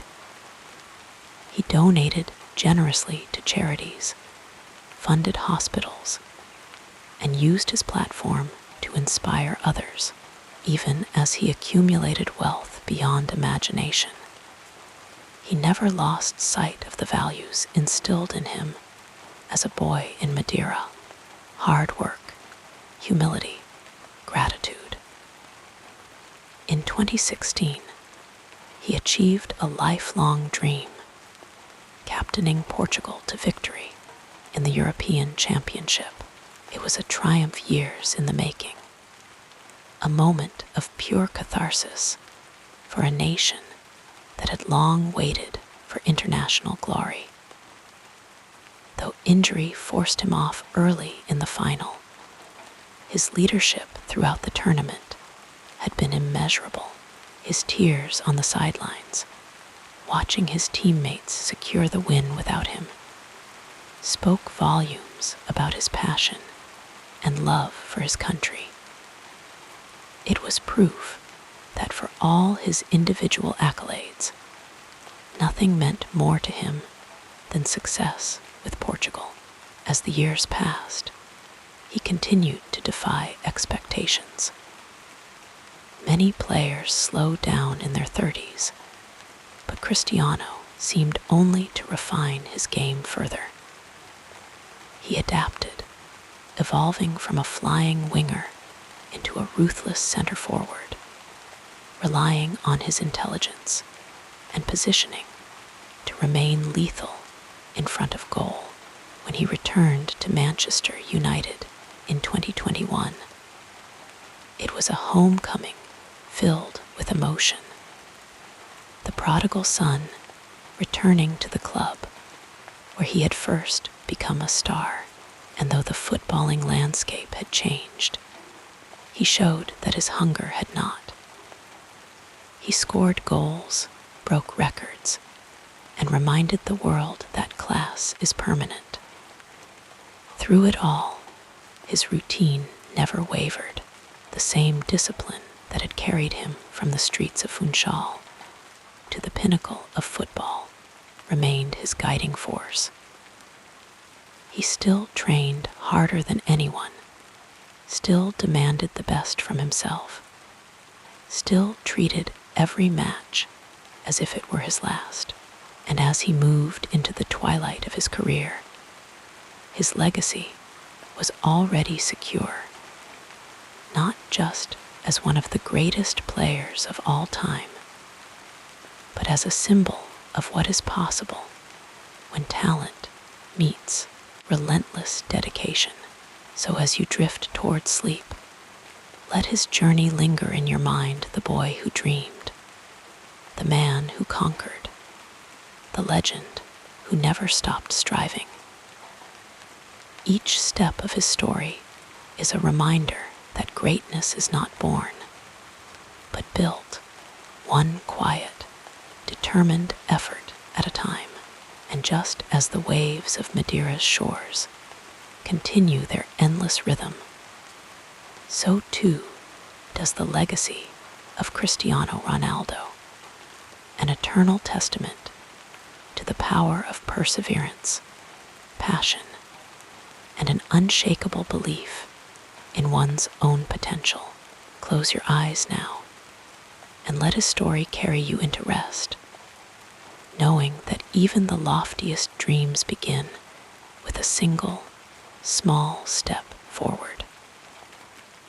As your breathing becomes more regular, let us continue with the next chapter of our biography.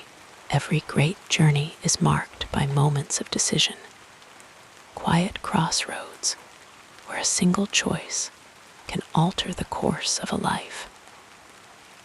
For Cristiano Ronaldo, these moments came often, each one shaping him in ways he could never have imagined as a young boy kicking a ball on the streets of Madeira. Like the gentle turning of the tide, each decision carried him forward, sometimes with ease, other times against the current. The first of these turning points came when he was just 12 years old. Already his talent was undeniable, but his future was far from certain. His family struggled financially, and though his father worked hard to support them, life was not easy. Then came the invitation that would change everything.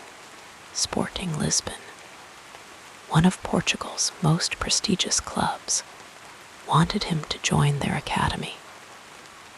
It meant leaving home, moving to a foreign city, and facing the unknown. For a boy so young, it was a daunting choice. But Cristiano said yes. Had he stayed in Madeira, his talent might have withered without the right guidance. The streets could harden a player, but they could not refine one. At Sporting, he was given structure, coaching, and the chance to test himself against the best young players in the country.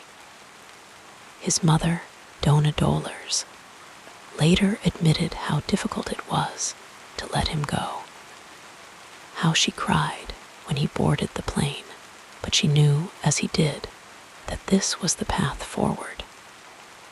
Years later, another crossroads arrived. By 2003, he had become Sporting's rising star, dazzling scouts with his speed and skill. Manchester United, under the watchful eye of Sir Alex Ferguson, took notice. After a friendly match where Cristiano tormented United's defenders, Ferguson knew he had to sign him. The offer came swiftly, but leaving Portugal for England was another leap into the unknown. The Premier League was faster, more physical, and far more demanding than anything he had experienced. But again, Cristiano chose the harder path. Had he stayed at Sporting, he might have become a legend in Portugal, but the world would never have known his name as it does now. At Manchester United, he was molded into something greater. Ferguson became more than a manager. He was a mentor, a father figure who understood Cristiano's hunger and channeled it. The boy who once relied on tricks and flair learned discipline, teamwork, and the cold efficiency of a winner. 2009 came perhaps the most pivotal decision of all. Real Madrid, the most storied club in football history, wanted him. The transfer fee was astronomical, the pressure immense. At United, he was adored, successful, comfortable. But Cristiano had never sought comfort. He wanted to test himself against the very best, to prove he could conquer Spain as he had England. And so he left. In Madrid, he became more than a footballer. He became a force of nature. The rivalry with Barcelona's Lionel Messi pushed both men to heights never before seen in the sport. Had Cristiano stayed at United, he might have won more Premier League titles, but he would never have reached the staggering goal tallies he achieved in Spain. The competition sharpened him, honed his focus, and turned him into the complete athlete. 4 Champions League titles with Real Madrid cemented his legacy as one of the game's immortals. But even legends must adapt. In his early 30s, as his speed naturally began to wane, he faced another choice: cling to the style that had made him famous, or reinvent himself. Many players fade at this stage, unable to accept that their body no longer responds as it once did. Cristiano, however, transformed. He became a striker, relying on positioning, instinct, and an almost supernatural ability to be in the right place at the right time. His goal-scoring numbers, instead of declining, soared. Then, in 2018, another turning point, a move to Juventus. Some questioned why he would leave Madrid at the peak of his powers, but Cristiano saw it as a new challenge. Italy's Serie A was slower, more tactical, and defenses were notoriously difficult to break down. Yet he thrived, proving once again that he could adapt, that his greatness was not tied to any one league or team. And then the emotional return to Manchester United in 2021. By then, he was no longer the lightning-fast winger who had left years before. He was a seasoned veteran, a leader, a man who had seen it all. Some wondered if the magic would still be there. But Cristiano, as always, silenced the doubters. The goals came, the records fell, and the world was reminded that class, true class, does not fade. Through all these moments, one thing remained constant: his discipline. The early mornings, the late nights in the gym, the refusal to accept anything less than perfection. Had he ever wavered? Had he ever allowed himself to grow complacent? The story might have been different, but Cristiano Ronaldo was never a man for half measures. Every decision, every sacrifice was made with one goal in mind: to be the best. Now, as you drift toward sleep, imagine those moments as if they were scenes in a slow-moving film. The boy boarding the plane to Lisbon, uncertain but determined. The young man stepping onto the pitch at Old Trafford for the first time, his heart pounding with ambition. The champion lifting trophies in Madrid, Turin, and Manchester. Each victory a testament to choices made long ago. What if he had stayed in Madeira? What if he had never left Sporting, or United, or Real Madrid? The roads not taken are endless, but the road he did take led him to immortality. And as you close your eyes, let the rhythm of his journey, the rises, the falls, the relentless forward motion, lull you into rest. For in his story, there is a quiet truth. Life is shaped not by chance, but by the courage to choose, again and again, the path that leads upward. The calming story continues as we gently examine what happened next in this remarkable journey. The relationships in Cristiano Ronaldo's life were like threads woven into the grand tapestry of his journey, some delicate, some strong, all essential in shaping the man he became. From the unwavering love of his family to the deep bonds with teammates, the quiet support of friends, and the passionate romances that captured headlines. Each connection left its mark.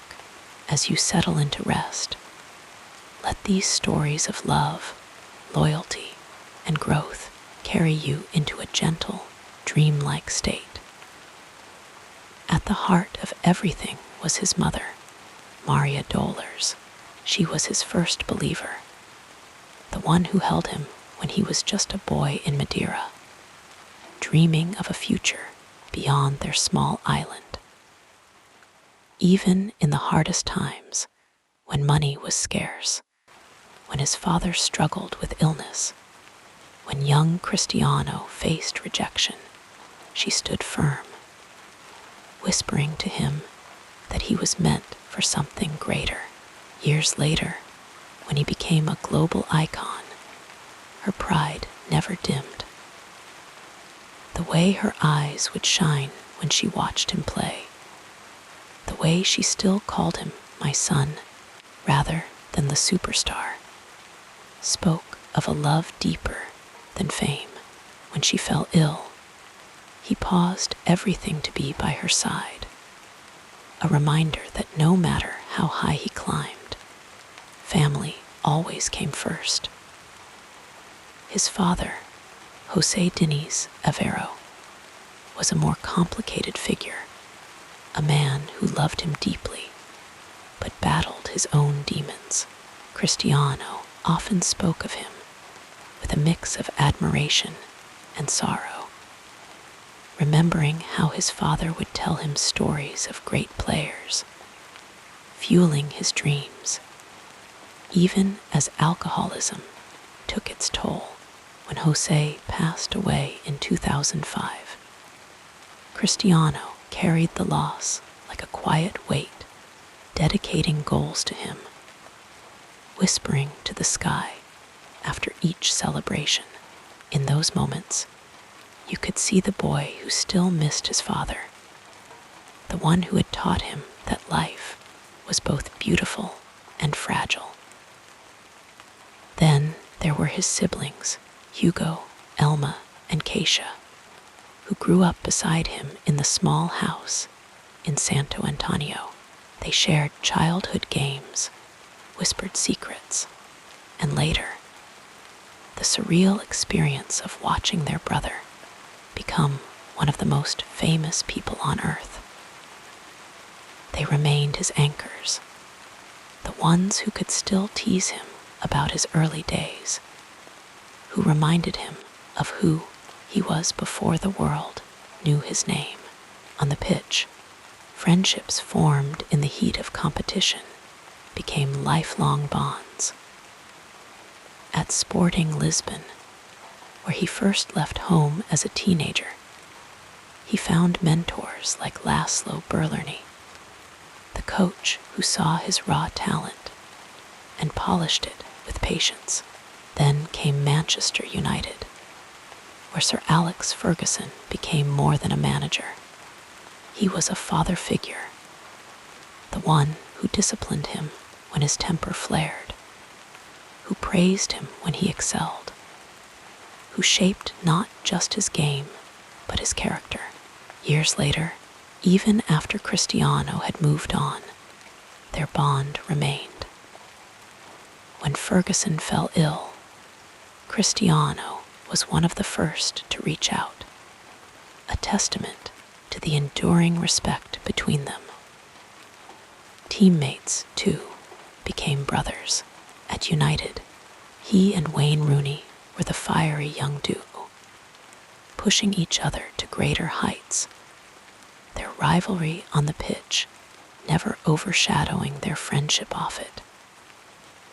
In Madrid, the bond with Marcelo was something special, a playful, effortless connection. They laughed like children in training, celebrated goals with uncontainable joy, and in private moments, spoke of family and life beyond football. Sergio Ramos, too, was a pillar, the captain whose fierce loyalty matched Cristiano's own intensity. These were the men who understood the weight of expectation, who stood beside him in the biggest moments. Romance, too, played its part in his story. His early relationships were fleeting, often overshadowed by the glare of fame. But with Irina Shayk, there was something deeper. For 5 years, they walked red carpets together, shared quiet dinners away from the cameras, and for a time, it seemed like love might anchor him in a different way. But the demands of his career, the relentless travel, the pressure to always be at his best, made it difficult to sustain. When they parted, it was with mutual respect, a recognition that some paths were not meant to merge forever. Then came Georgina Rodriguez, the woman who would change everything. They met by chance in a Madrid boutique, a moment so ordinary it felt destined. She was not from his world, no fame, no pretense, just a woman with warmth and strength. Slowly, she became his partner in the truest sense, the one who understood his discipline, but also reminded him to breathe. Matteo, Eva, and Alana Martina into a loving home. The way he looked at her, the way he spoke of her in interviews, revealed a man who had found something rare, a love that was steady, real, unshaken by the storms of fame. And then there were his children, the quiet joy of his life. His firstborn became his shadow, mimicking his workouts, cheering from the sidelines, inheriting his father's relentless drive. The twins, Matteo and Eva, brought laughter and chaos, their tiny voices filling his quiet moments with lightness. Little Alana Martina, the daughter he shared with Georgina, completed the picture, her arrival a symbol of new beginnings. Fatherhood softened him in ways nothing else could. The man who demanded perfection from himself learned to slow down, to cherish bedtime stories, to hold tiny hands without rushing. Through it all, his agent, Jorge Mendes, was a constant. The man who had believed in him when he was just a teenager, who negotiated his rises, who stood by him through every transfer, every triumph, every controversy. Their bond was more than business. It was trust forged over decades, a partnership built on mutual loyalty. Even rivals became part of his story. Lionel Messi, the other half of football's greatest debate, was in many ways his mirror, a man just as driven, just as relentless. Their rivalry pushed both to unimaginable heights. But over time, it mellowed into something resembling respect. In rare moments, they would exchange smiles, a silent acknowledgement of the burden only the other could understand. As you drift deeper into sleep, think of these connections, the love, the lessons, the quiet moments that no camera captured. The mother who never stopped believing, the father who left too soon, the brothers and sisters who kept him grounded, the friends who became family, the lovers who shaped his heart, the children who gave him purpose. Each one was a thread, carefully woven into the story of a man who reached for the stars, but never forgot where he came from. And perhaps that is the most beautiful part of his journey, not just the goals, the trophies, the records, but the people who walked beside him. For all his discipline, all his relentless ambition, it was love, in the end, that gave his life its deepest meaning. So as you close your eyes tonight, let the warmth of these connections wrap around you like a soft blanket, carrying you into peaceful dreams. Allow yourself to sink deeper into comfort as we explore the next phase of this soothing biography. Beneath the bright stadium lights and the roar of adoring crowds, Cristiano Ronaldo found solace in the quiet corners of his life, the moments away from the pitch, where he could simply be a man, a father, a son. His personal world was one of simple pleasures, deep affections, and rituals that grounded him amid the whirlwind of fame. In the early mornings, before the world awoke, he would rise with the same discipline that shaped his career. The first light of dawn often found him in his kitchen, preparing a carefully balanced breakfast: scrambled egg whites, avocado, whole grain toast, and a cup of strong black coffee. He took his time, savoring the silence, the stillness before the day's demands took hold. Even here, in this small routine, there was a kind of meditation, a way of beginning each day with intention. Then came the gym, his sanctuary, the weights, the resistance bands, the cold steel of machines. These were his tools, not just for building strength, but for clarity. He moved through his workouts with precision, each rep a quiet commitment to excellence. But it wasn't just about the physical.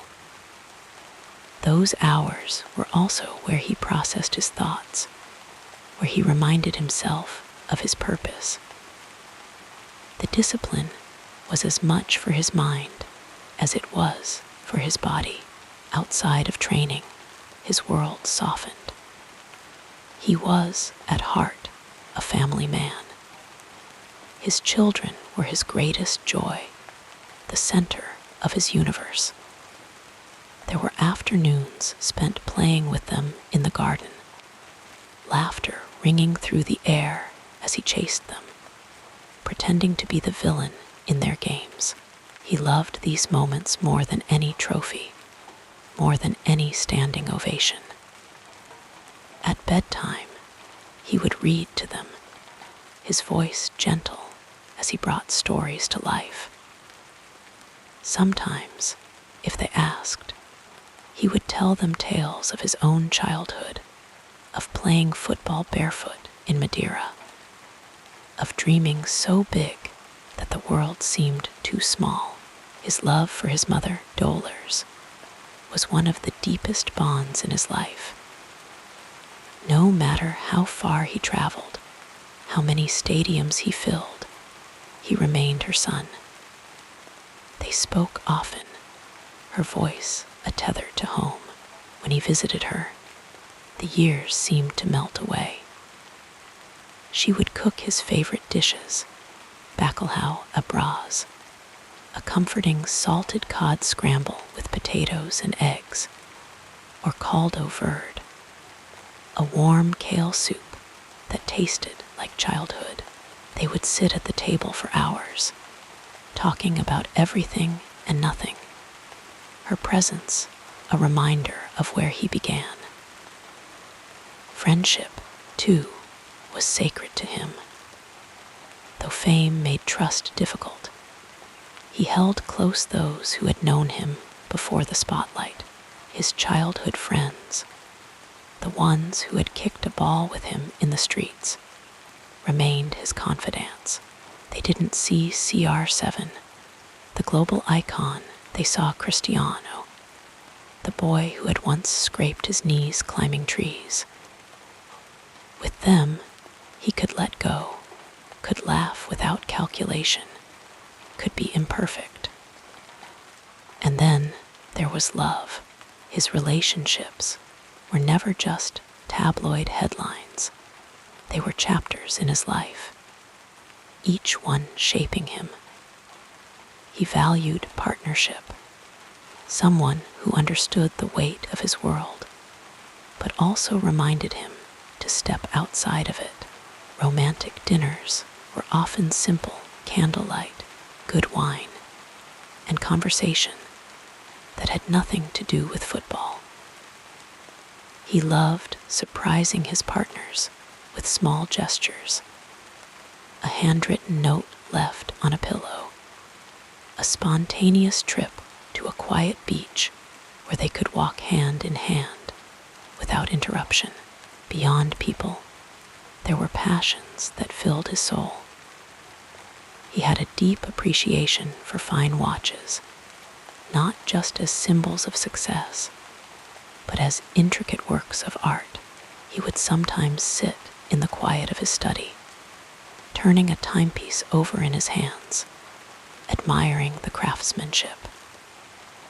Cars, too, were a love not just for speed, but for the engineering, the beauty of design. Yet for all his luxury, he found equal joy in simplicity. A quiet swim in the ocean, the sound of waves lulling him into peace. A movie night with his children, blankets piled high, the glow of the screen lighting their faces. Philanthropy was woven into the fabric of his life. He gave generously, not for recognition, but because he remembered the struggles of his own youth. Hospitals, children's charities, disaster relief. He used his voice and resources to lift others. It was a quiet mission, one he rarely spoke about, but it mattered. He knew what it was to dream, and he wanted to give others that same chance. In the evenings, when the world slowed, he often found himself on the balcony of his home, looking out at the horizon. The sky would turn soft shades of pink and gold, the air cool against his skin. In these moments, he reflected on the past, on the sacrifices, on the love that had carried him. He thought of his father gone too soon, and how proud he would have been. He thought of his children asleep in their rooms, their futures still unwritten. And he smiled, knowing that for all the fame, the glory, the records, this was what truly mattered. As you drift into sleep, imagine these quiet moments, the ones that never made the headlines. The way he hummed to himself while making breakfast. The sound of his children's laughter echoing through the house. The warmth of his mother's embrace. These were the threads of his life. The unseen tapestry of a man who, beneath it all, was simply human. Let these thoughts cradle you now, gentle as a lullaby. As you slip into dreams, the world may know him as a legend.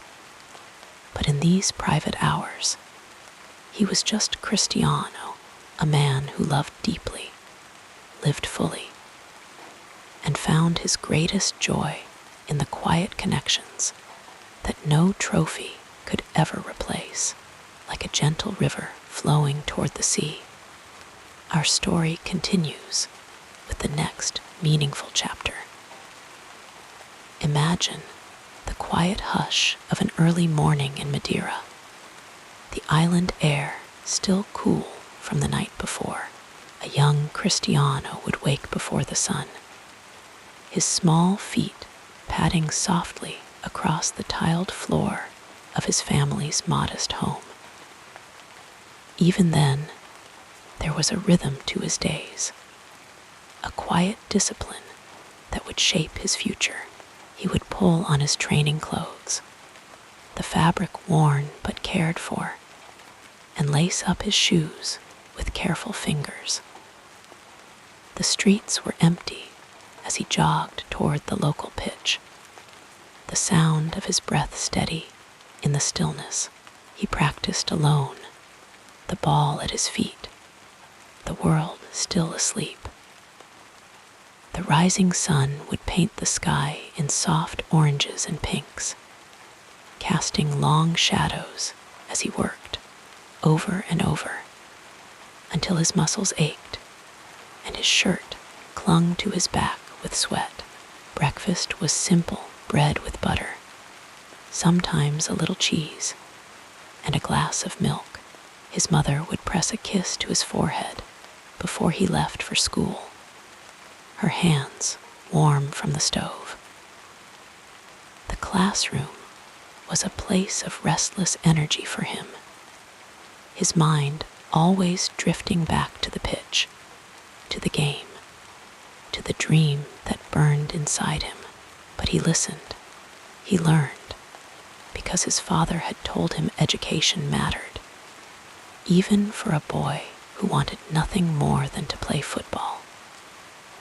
After school, he would run home, his backpack bouncing against his shoulders, eager to change and join his friends for another match in the streets or on the dusty field near the harbor.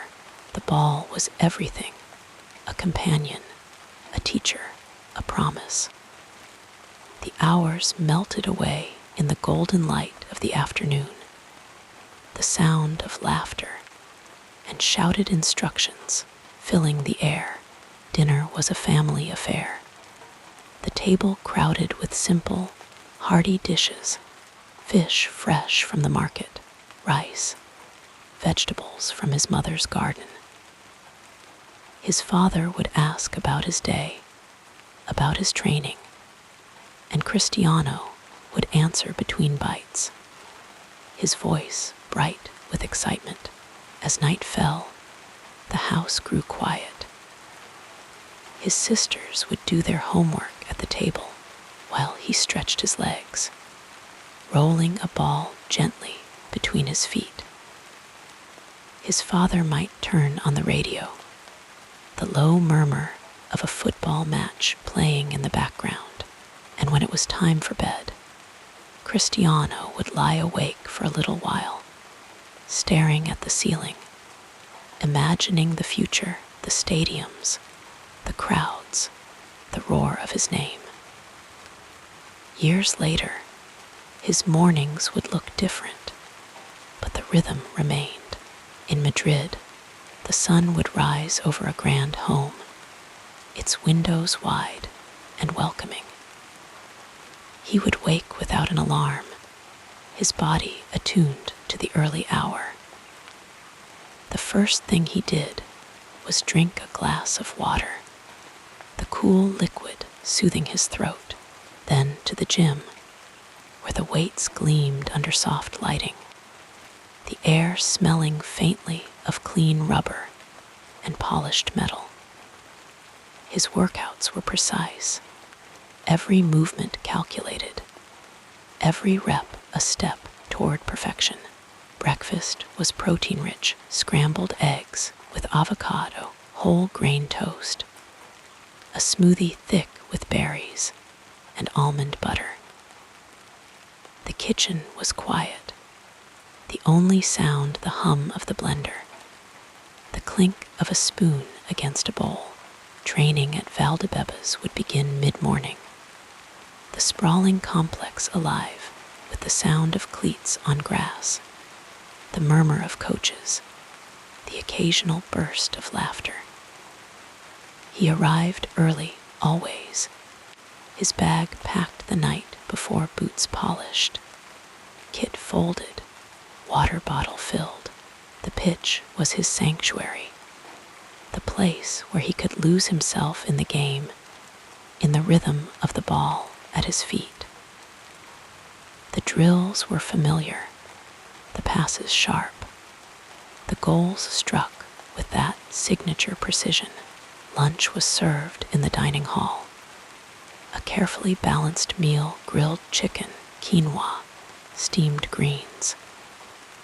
He ate slowly, savoring each bite, chatting with teammates about nothing in particular.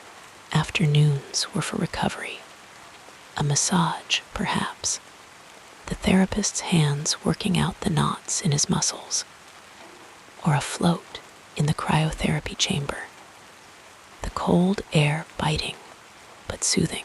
Some days he would nap, the curtains drawn, the room dark and still. Other days he sat by the pool, a book in his hands, the sun warm on his skin. Evenings were for family. He would return home to the sound of his children's voices, their small feet running to greet him. Dinner was a joyful noise, plates clattering, stories shared, the table laden with food: grilled fish, roasted vegetables, fresh bread. He helped with homework, listened to their stories, tucked them in with a kiss. And when the house was quiet again, he might step onto the balcony, the night air cool against his skin, the stars bright overhead. In those moments, he was not the legend, not the record breaker, not the global icon. He was simply Cristiano, a man who loved his family, who cherished the quiet as much as the roar of the crowd, who found peace in the rhythm of his days. And as you drift into sleep, imagine these routines, these small, steady moments that built a life. The sound of his breath in the early morning, the weight of the ball at his feet, the warmth of his children's hands in his. These were the things that mattered, the quiet foundation of an extraordinary journey. Let them lull you now, like the gentle rocking of the sea against the shores of Madeira, carrying you into dreams. As your thoughts grow quieter, we'll continue our peaceful exploration of this fascinating life. Cristiano Ronaldo's philosophy was never written in books or carved in stone, but rather lived in the quiet moments, the relentless training sessions, and the way he moved through the world, always with purpose, always with passion.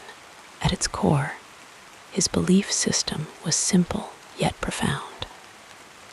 Hard work trumps talent, discipline shapes destiny, and love for family, for the game, for life itself, is the greatest fuel of all.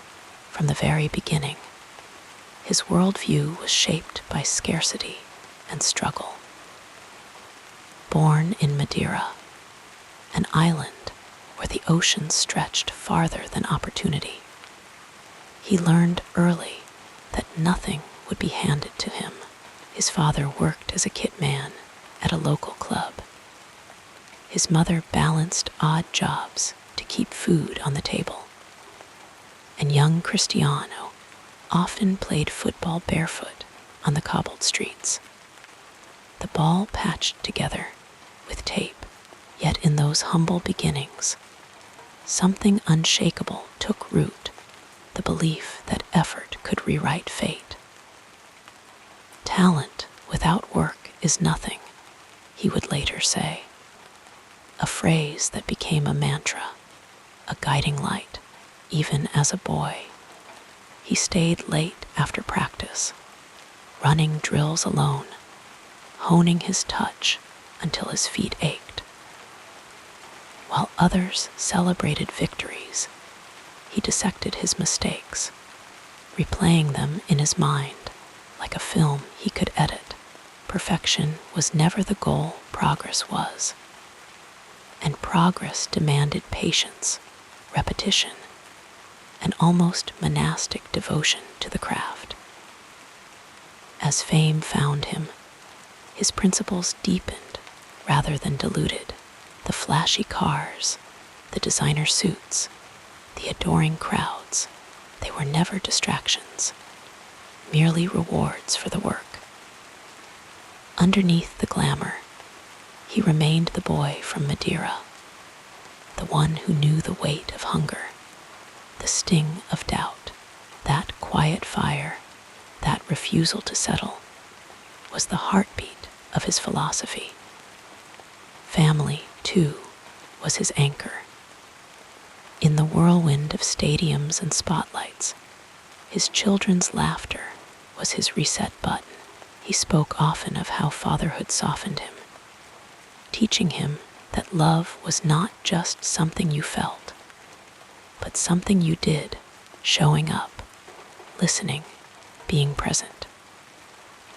My kids don't care about my trophies, he said with a smile, and so he was, rearranging schedules, flying home between matches, tucking them in with the same focus he brought to scoring goals. His generosity, though rarely shouted about, was another thread in his belief system. He paid for a boy's brain surgery after reading a letter from his parents. He donated millions to hospitals quietly, without fanfare. When asked why, he shrugged. To him, success was meaningless if not shared, if it didn't lift others as he had been lifted. Even in controversy, his values held firm. Critics called him arrogant, but those close to him knew it was simply conviction, an unshakable faith in his own standards. He didn't celebrate rivals' failures, he studied their successes. I compete with myself, he explained. As the years passed, his philosophy mellowed, but never weakened.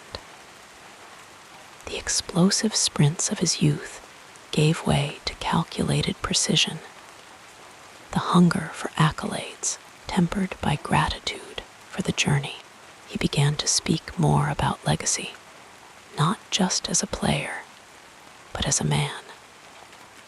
I want people to remember me as someone who gave everything, he reflected.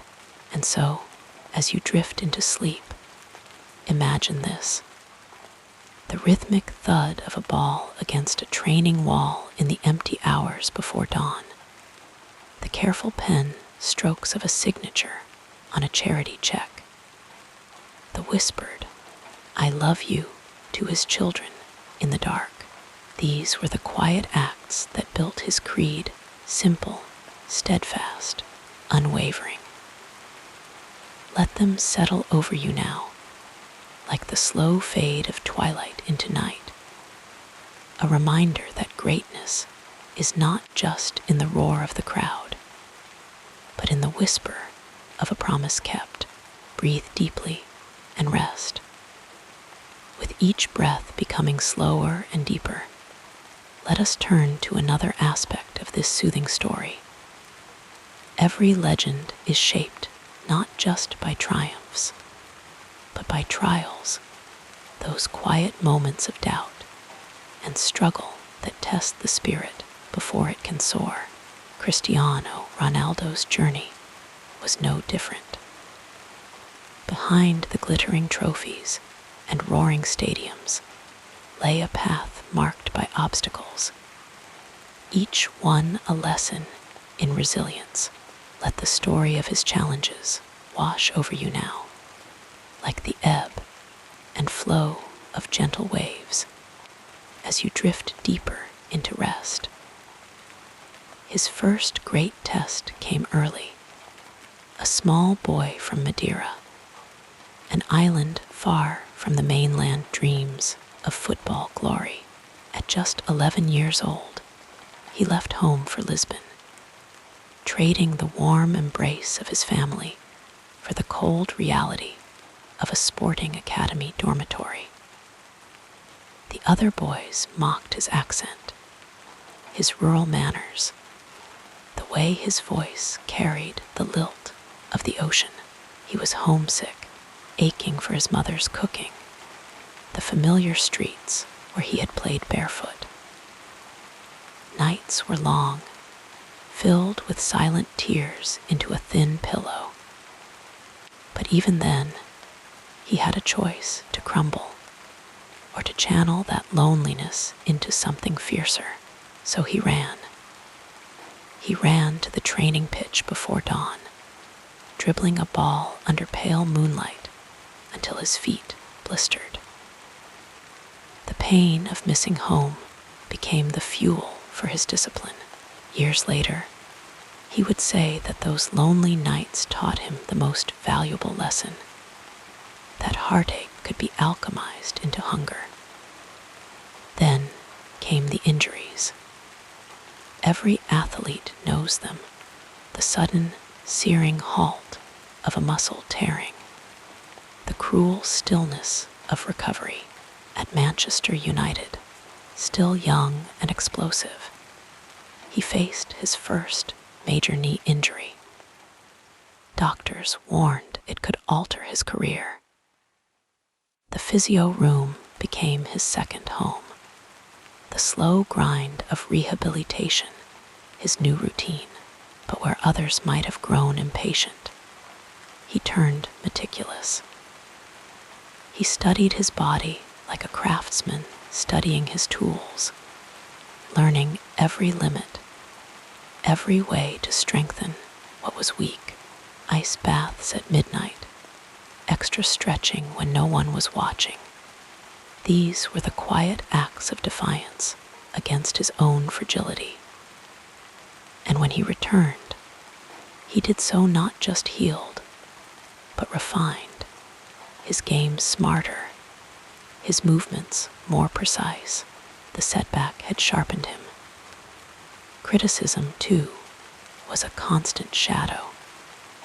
Early in his career, pundits called him flashy, selfish, all style and no substance. The weight of expectations at Real Madrid was crushing, every miss dissected, every celebration scrutinized. There were nights when the whistles of his own fans rained down on him, a sound more piercing than any opponent's tackle.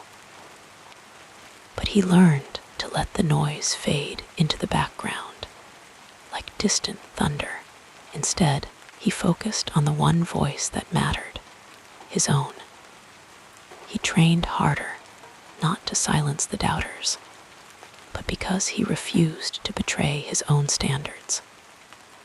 Slowly, the jeers turned to cheers, not because he begged for them, but because he earned them goal by relentless goal. And then, the deepest cut of all, loss. The passing of his father, a quiet man who had cheered him from the stands in those early Madeira days, left a hollow space no trophy could fill. In the weeks that followed, he played through grief, his eyes heavy with unshed tears, even as his feet moved with familiar precision. It was in that time he understood that that some pains don't heal. They simply become part of you. He honored his father not with mourning, but with motion, dedicating goals to the sky, as if sending them upward like prayers. Even later, as age began to whisper its inevitabilities, he adapted. The explosive step lost half a second. The recovery after matches took longer. But where youth relies on instinct, wisdom relies on strategy.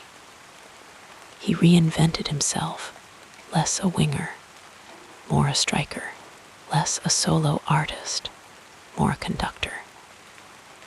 He learned to conserve his energy like a candle burning at both ends, pacing himself for the moments that mattered most.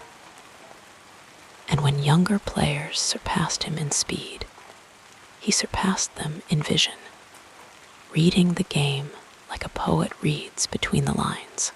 Through it all, the lesson was the same. Obstacles were not walls, but waves. You could let them drown you, or you could learn to ride them. He chose the latter time and again, not with grand declarations, but with silent discipline, the extra rep in the gym, the extra hour studying footage, the extra moment spent signing a child's jersey when exhaustion begged him to walk away. So as you rest now, let these struggles soothe you. Not because they were easy, but because they were overcome. Think of them as lullabies of resilience, proof that even the brightest stars are forged in darkness. And just as he found strength in the struggle, may you find peace in the quiet, knowing that every challenge, no matter how steep, is just another step in the journey. Breathe deeply, let go, and sleep. The tapestry of this remarkable life unfolds further as we gently explore the next meaningful period. Beneath the dazzling lights of stadiums and the roaring chants of millions, there exists another Cristiano Ronaldo, one who moves through quieter moments with the same intensity. Though far from the public eye, few know, for instance, that he is a man of meticulous habits, even in the simplest routines, like the way he folds his socks before bed, aligning them just so, as if preparing for an unseen referee's inspection, or that he has a fondness for the scent of lavender, a small indulgence he discovered during his time in Italy, where the hills of Tuscany whispered to him in ways the football pitch never could. There is a rhythm to his private life, a cadence slower than his sprint down the wing. He loves to wake before dawn, not for training, but for silence. In those early hours, he sips chamomile tea, a habit picked up from his mother, who always believed in the healing power of gentle things. The steam curls upward, and for a moment, he is just a boy from Madeira again, far removed from the weight of his own legend. He is a collector, though not of the trophies the world knows so well.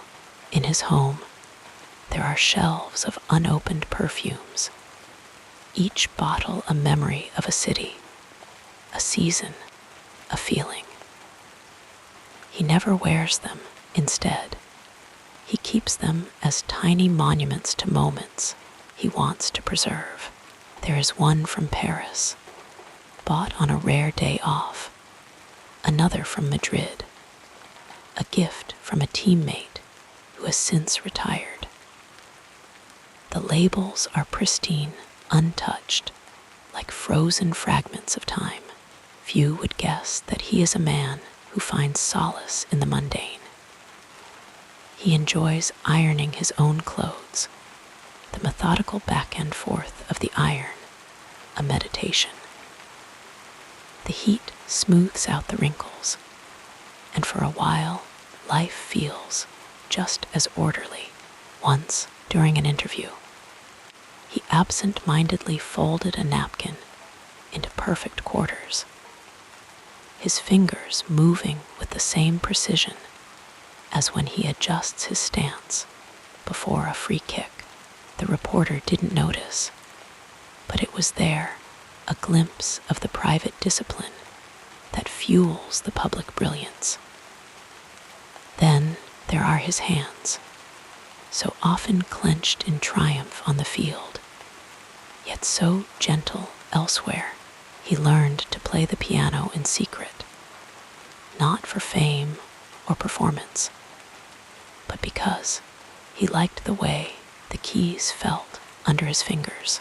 He never mastered it, never sought to, but there is a joy in the clumsiness of his scales, a reminder that not everything must be perfected to be cherished. Sometimes, late at night, he will play a single chord and let it hang in the air, unresolved, like a question he doesn't need to answer. His laughter, too, is something rarely captured by cameras. It comes easily among family, a sound more buoyant than his stadium celebrations. There is a video, never meant for public eyes, of him pretending to trip over a toy his son left on the stairs. He tumbles in exaggerated slow motion, arms flailing, and when he lands, he laughs so hard his shoulders shake. It is a side of him that exists outside the spotlight, where he is not CR7, but simply Cristiano, a father who doesn't mind being silly. He has a surprising affinity for birds, particularly the ones that visit his garden in the quiet hours.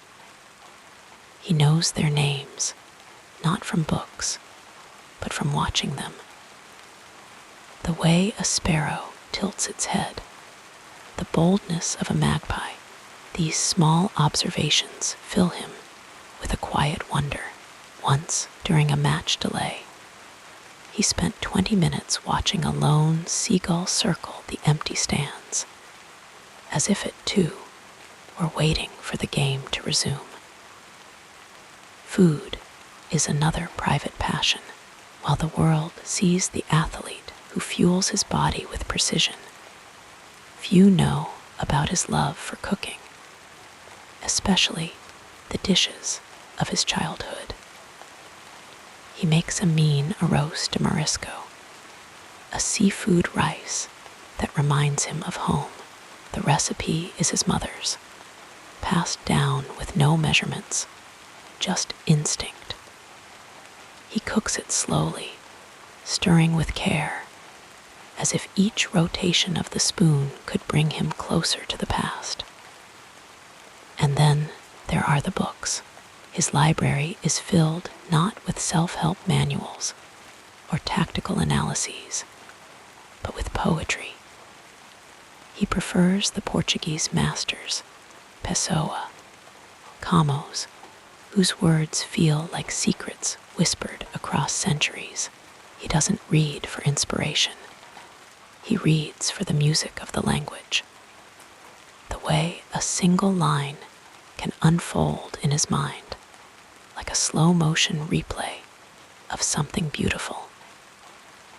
Even his superstitions are softer than one might expect. Yes, he steps onto the pitch with his right foot first, a ritual known to all. But there are others, quieter ones. He keeps a single euro coin in his left pocket for every match, a habit from his early days when money was scarce. It is not about luck anymore. It is about remembering. In the end, what makes him most human are the contradictions. The man who thrives on competition also craves solitude. The perfectionist on the field is the same person who keeps a drawer of mismatched socks. A small rebellion against his own exacting standards. The global icon still blushes when his mother teases him about his childhood crushes. So as you drift towards sleep, think of him not as the statue of a legend, but as a man who finds joy in ordinary things. A well-brewed cup of tea, the sound of rain against the window, the weight of a book in his hands. These are the quiet rhythms that balance the roar of the crowd, the hidden notes in the symphony of his life. And just as he has learned to embrace both the noise and the silence, may you, too, find comfort in the balance. Breathe deeply, let go, and sleep. As you settle more comfortably, our narrative flows onward like soft moonlight across still waters. To understand Cristiano Ronaldo, one must first drift back to the world he was born into, a place of quiet beginnings, far from the roaring stadiums that would later define his life.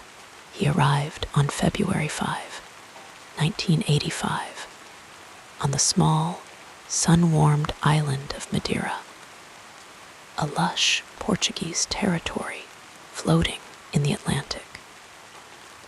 The world outside was shifting in ways that would, in time, shape the man he became. The mid-1980s were a time of transformation. The Cold War still cast its long shadow, with the Berlin Wall standing firm, a symbol of division. Yet, even then, whispers of change were stirring. Music filled the airwaves. Michael Jackson's Thriller Asterisk had just redefined pop culture, and Madonna was rising, a symbol of bold reinvention. In Europe, football was more than a game.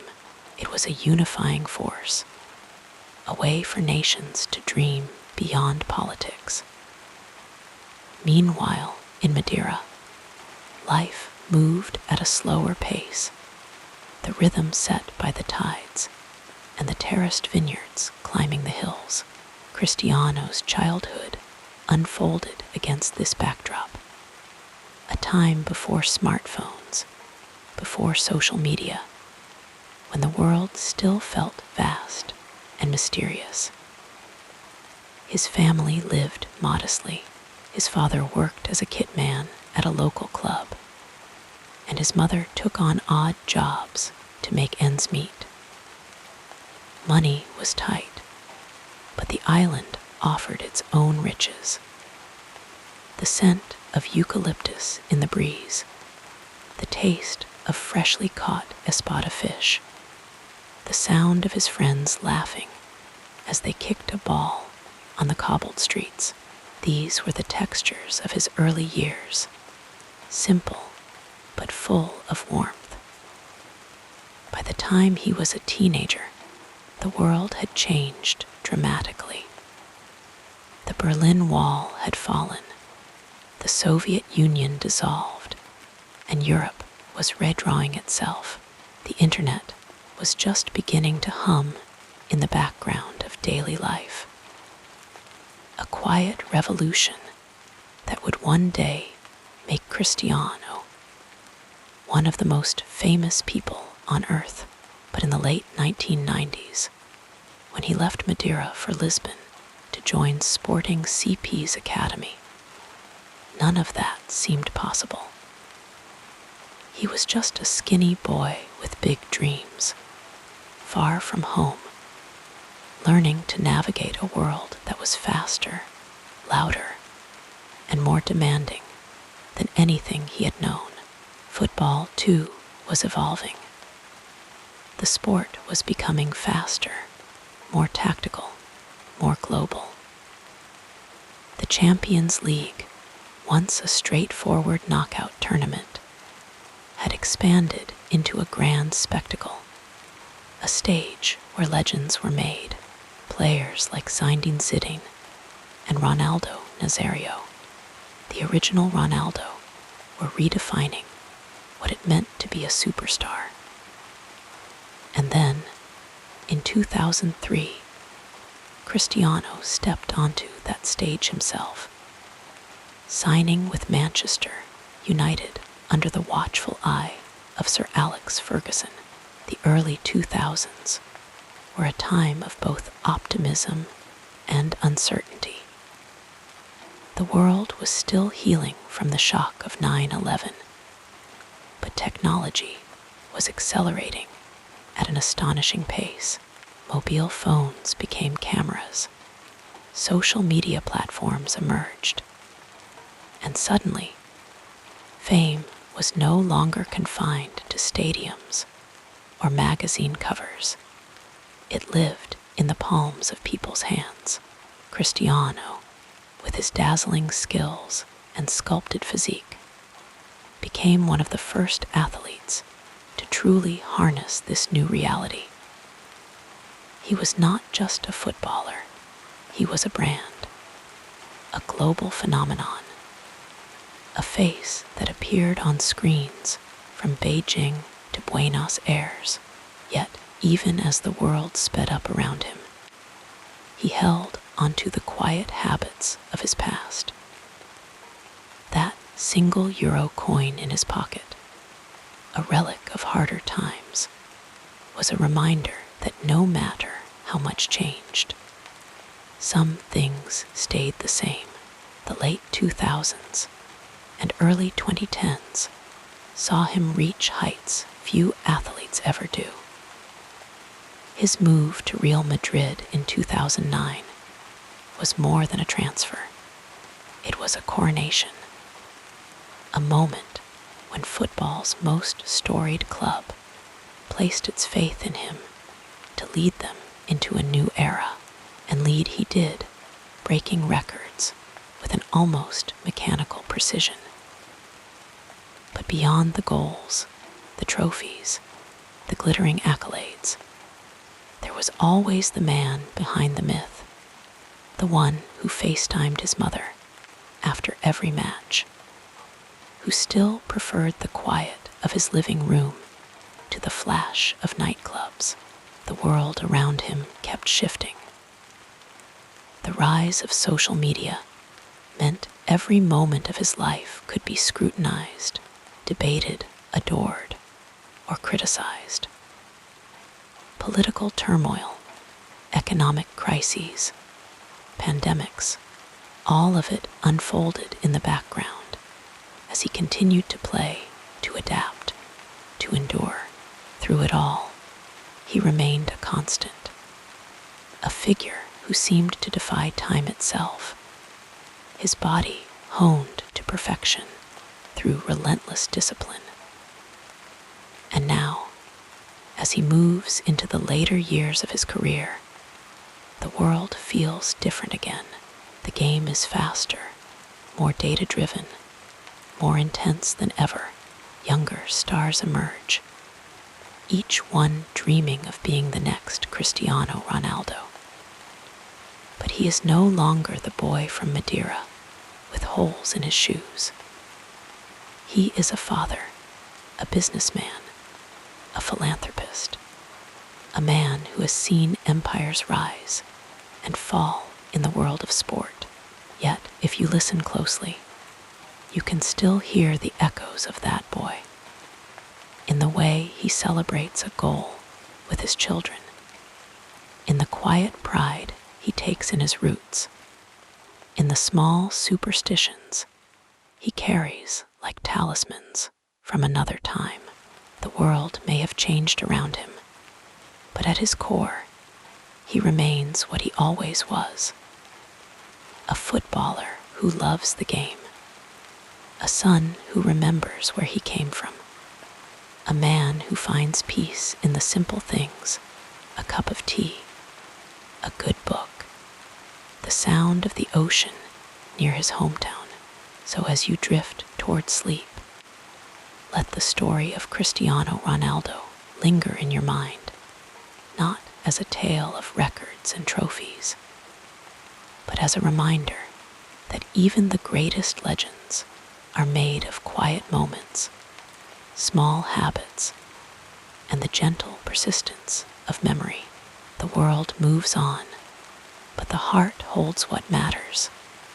Breathe deeply, let go, and sleep. Let the rhythm of these words carry you further into relaxation as we continue our peaceful journey.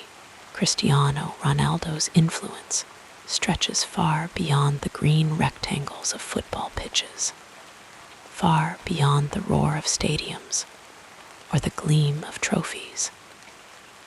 His presence in the world of sport is like a quiet ripple that grew into a wave, reshaping not just how the game is played, but how it is seen, how it is dreamed about, how it is lived. Think of the way children kick a ball in dusty streets, in manicured parks, in narrow alleys between apartment blocks. Watch their movements, the way they mimic his stepovers, his free kick stance, even the way they adjust their socks just so. It is in these small, unconscious acts that his legacy is most deeply felt, not just as a player, but as an idea, a possibility. Before him, there were greats, icons who defined eras, but Ronaldo became something else, a blueprint for what discipline, ambition, and relentless self-belief could achieve.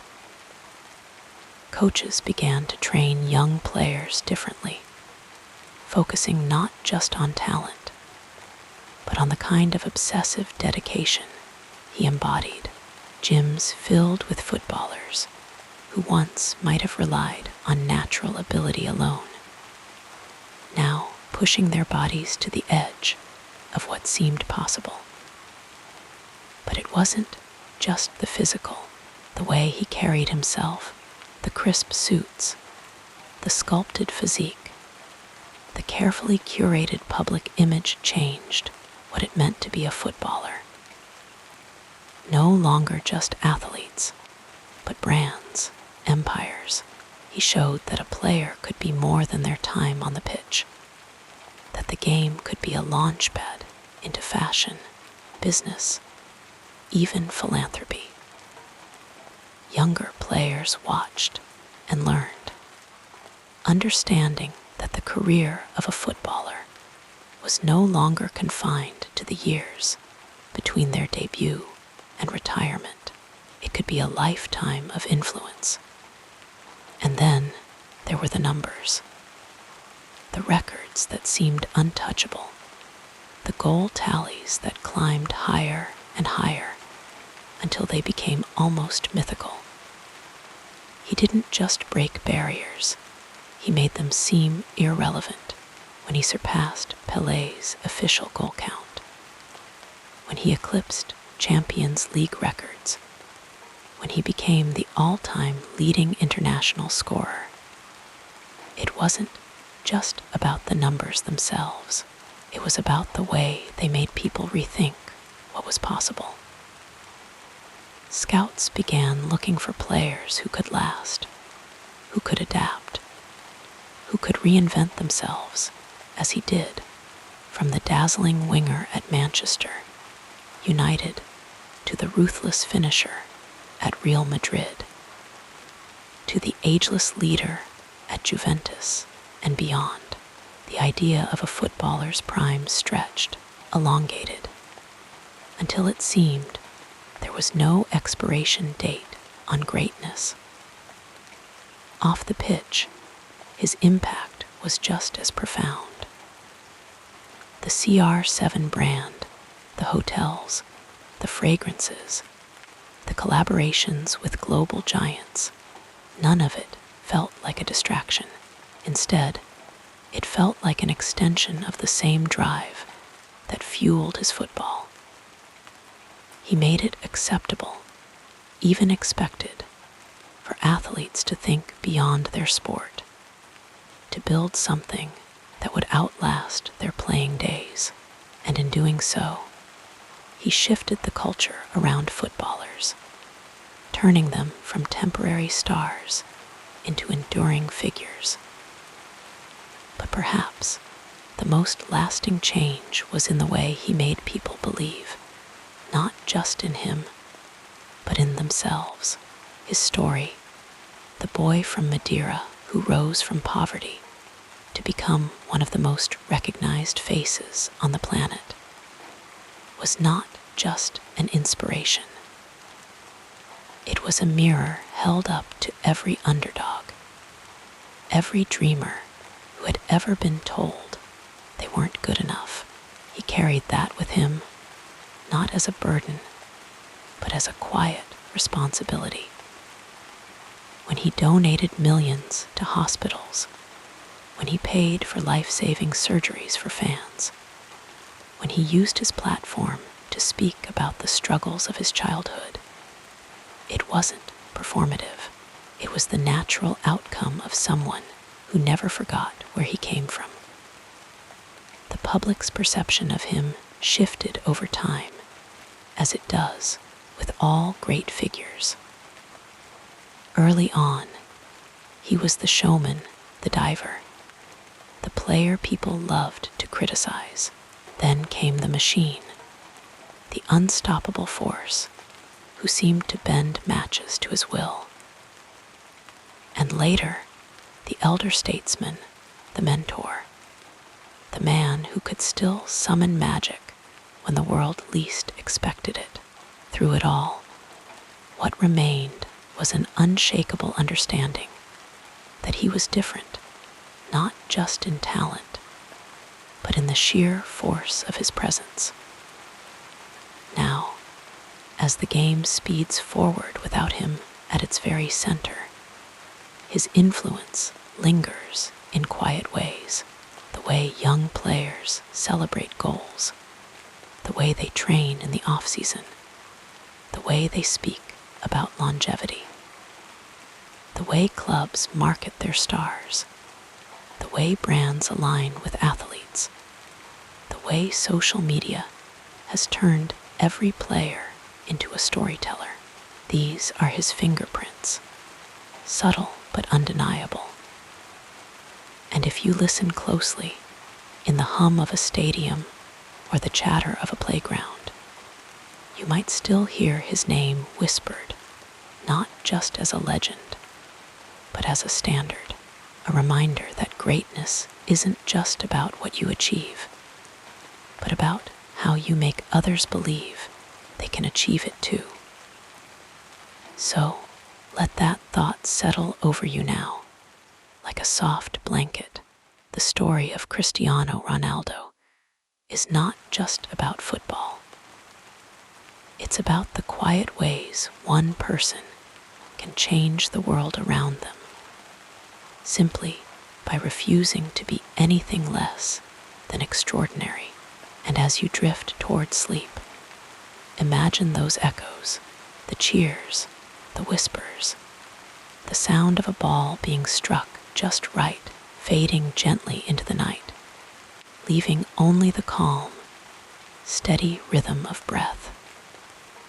Rest now. The legacy is secure.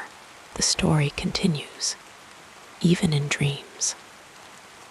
With the gentleness of falling snow, we transition now to another meaningful chapter in this life story. There was a time, long before the stadiums roared his name, when Cristiano Ronaldo was just a boy on the island of Madeira, kicking a ball through narrow streets and dreaming of something bigger. His childhood was simple, filled with the kind of uncomplicated joy that comes from playing for the sheer love of the game. even then, there were signs, little moments that hinted at the extraordinary path he would one day walk. One such moment came when he was just 7 years old. His local team, Anderenha, was playing in a youth tournament, and Christiano, small but fearless, had already caught the eye of coaches with his speed and skill.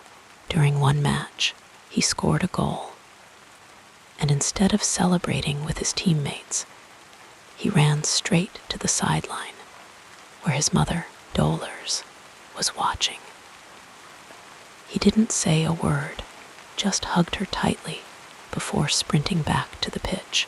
It was a gesture of pure love, a reminder that even at that age, family was his foundation. That same year, he would sometimes sneak out of his house at night to practice alone on a dimly lit concrete pitch, the ball echoing softly in the quiet darkness. As he grew older, his talent became impossible to ignore. By the time he was 12, he had moved to Lisbon to join Sporting CP's academy, leaving behind everything familiar.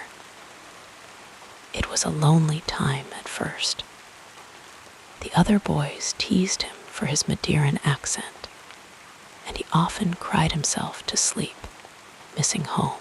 But even in those difficult moments, he found solace in work. While his teammates rested, he stayed late on the training ground, perfecting his free kicks, refining his stepovers, building the discipline that would one day define him. One evening, a coach found him alone in the gym, lifting weights long after everyone else had gone home. His breakthrough at Sporting came in a pre-season friendly against Manchester United in 2003. The match was meant to be a casual affair, but Cristiano played as if his life depended on it.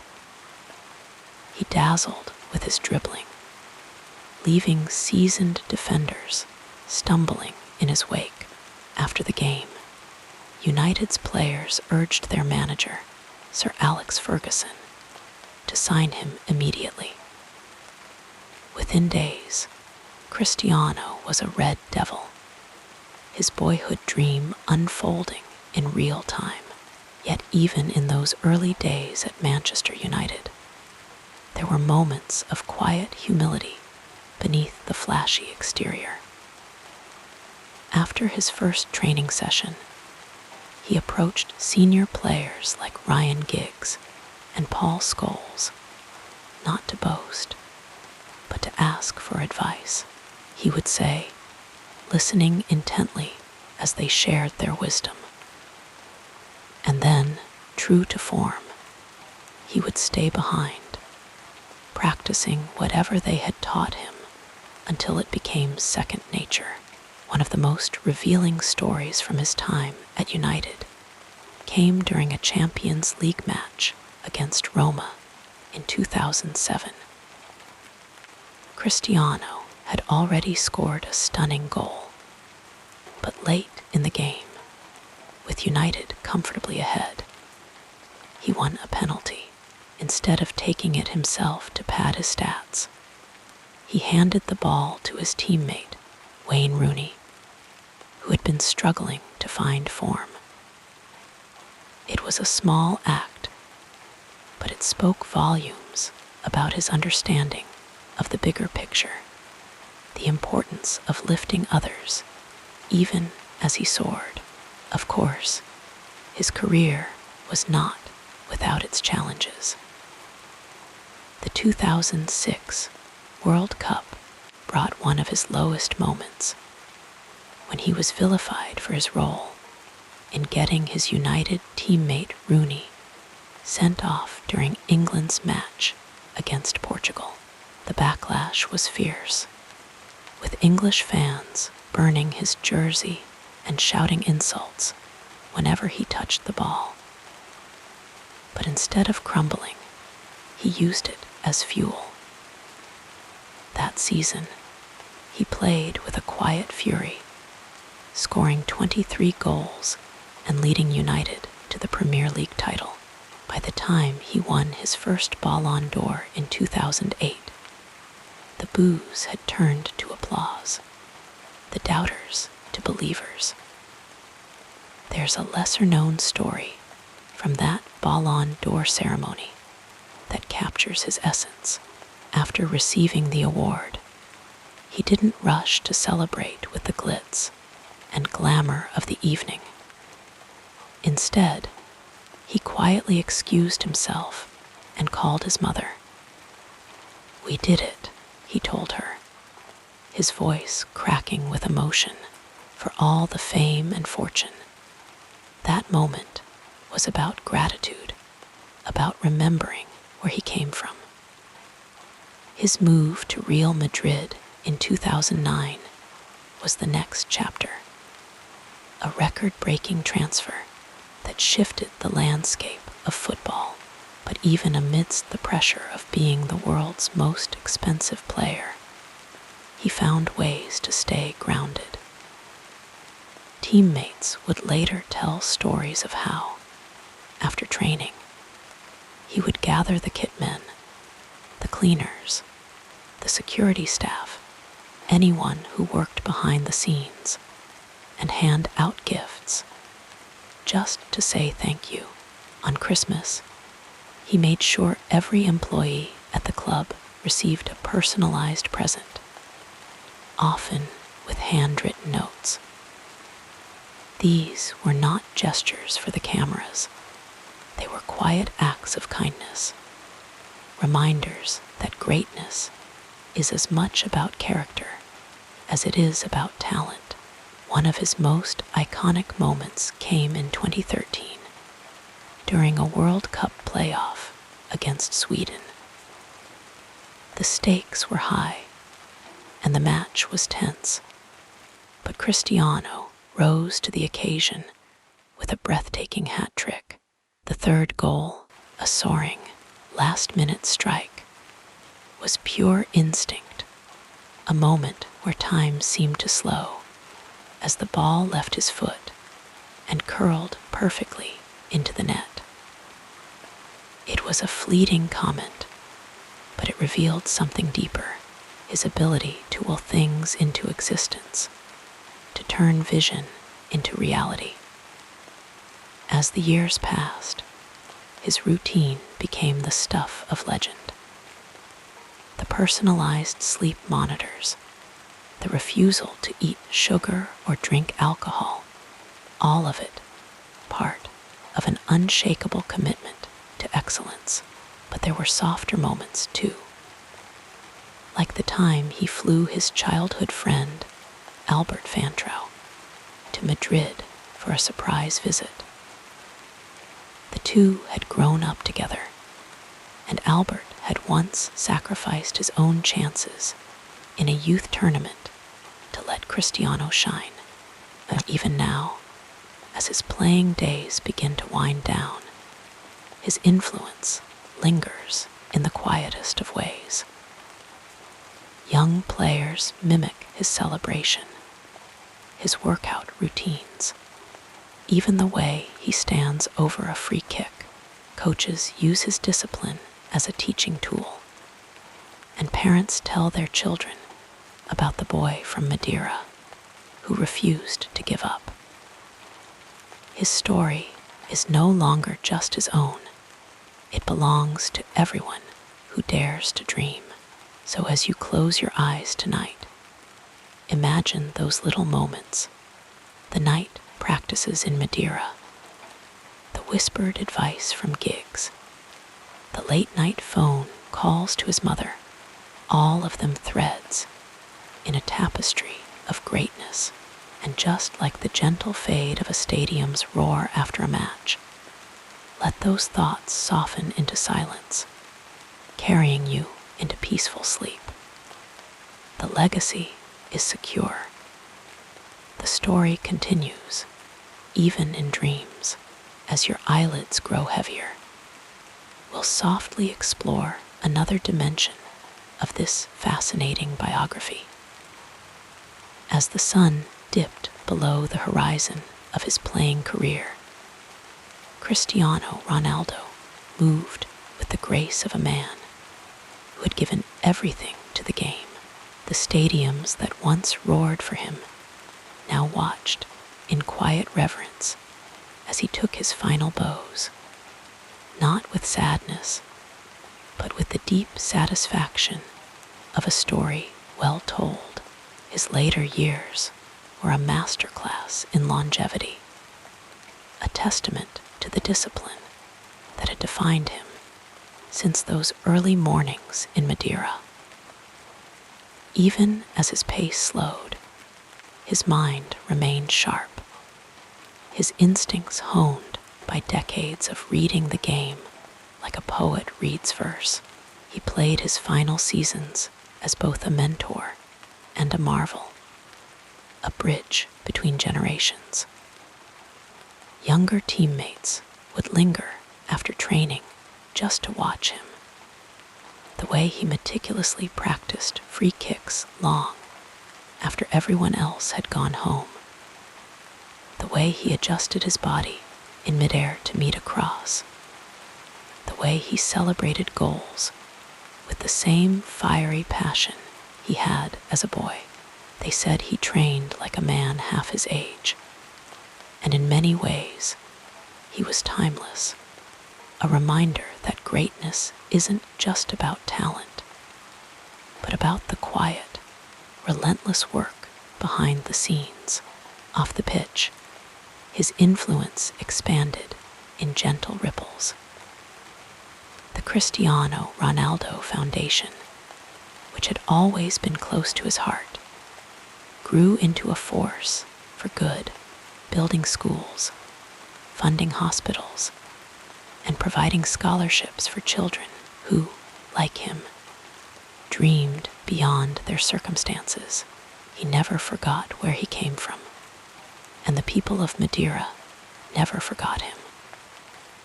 The island's airport bore his name, not as a vanity project, but as a symbol proof that even the humblest beginnings could lead to the grandest destinations. When he finally hung up his boots, the tributes poured in from every corner of the globe. Former rivals spoke of his unshakable will. Teammates reminisced about his leadership, and fans shared stories of how he had inspired them in their own lives. The numbers alone were staggering: hundreds of goals, countless trophies, records that might never be broken. But it was the intangible things that lingered longest, the way he made the impossible seem routine, the way he carried himself with a quiet confidence that never tipped into arrogance, the way he treated every match, no matter how small, as if it were a final. In retirement, he did not fade away, but instead stepped into a new role: teacher, businessman, family man. He invested in football academies, sharing the wisdom he had gathered over the years, always emphasizing that talent without work was nothing. His businesses thrived, from fashion to hospitality, but his heart remained in the game. Occasionally, he would appear at matches, sitting in the stands, watching with the same intensity he once played with. Young players would catch his eye and stand a little taller, knowing that legend was watching. At home, he was simply Cristiano, father, son, friend. He spent quiet evenings telling his children stories of his own childhood, of kicking a ball against the walls of Funchal, of the sacrifices his mother had made. He laughed with old friends, reminiscing about pranks they had pulled in youth team dormitories. The way time had softened the edges of memory, but not the joy. He traveled, not for fame, but for the simple pleasure of seeing the world at his own pace, savoring moments that had once passed in a blur. And when he looked back, it was not with regret, but with peace. He had given the game everything, and the game had given him everything in return. The trophies gleamed in their cases, the jerseys hung framed on walls, but the real legacy was in the lives he had touched, the child in Madeira, who now believed they could be more, the fan who found strength in his story during a difficult time, the teammate who learned what it meant to be a professional. As the years drifted by, his name became more than just a footballer's. It became a symbol of what was possible. Coaches still used his clips to teach determination. Parents still pointed to his story as proof that hard work pays off. The world moved on, as it always does, but his mark remained, etched not just in record books, but in the collective memory of the sport.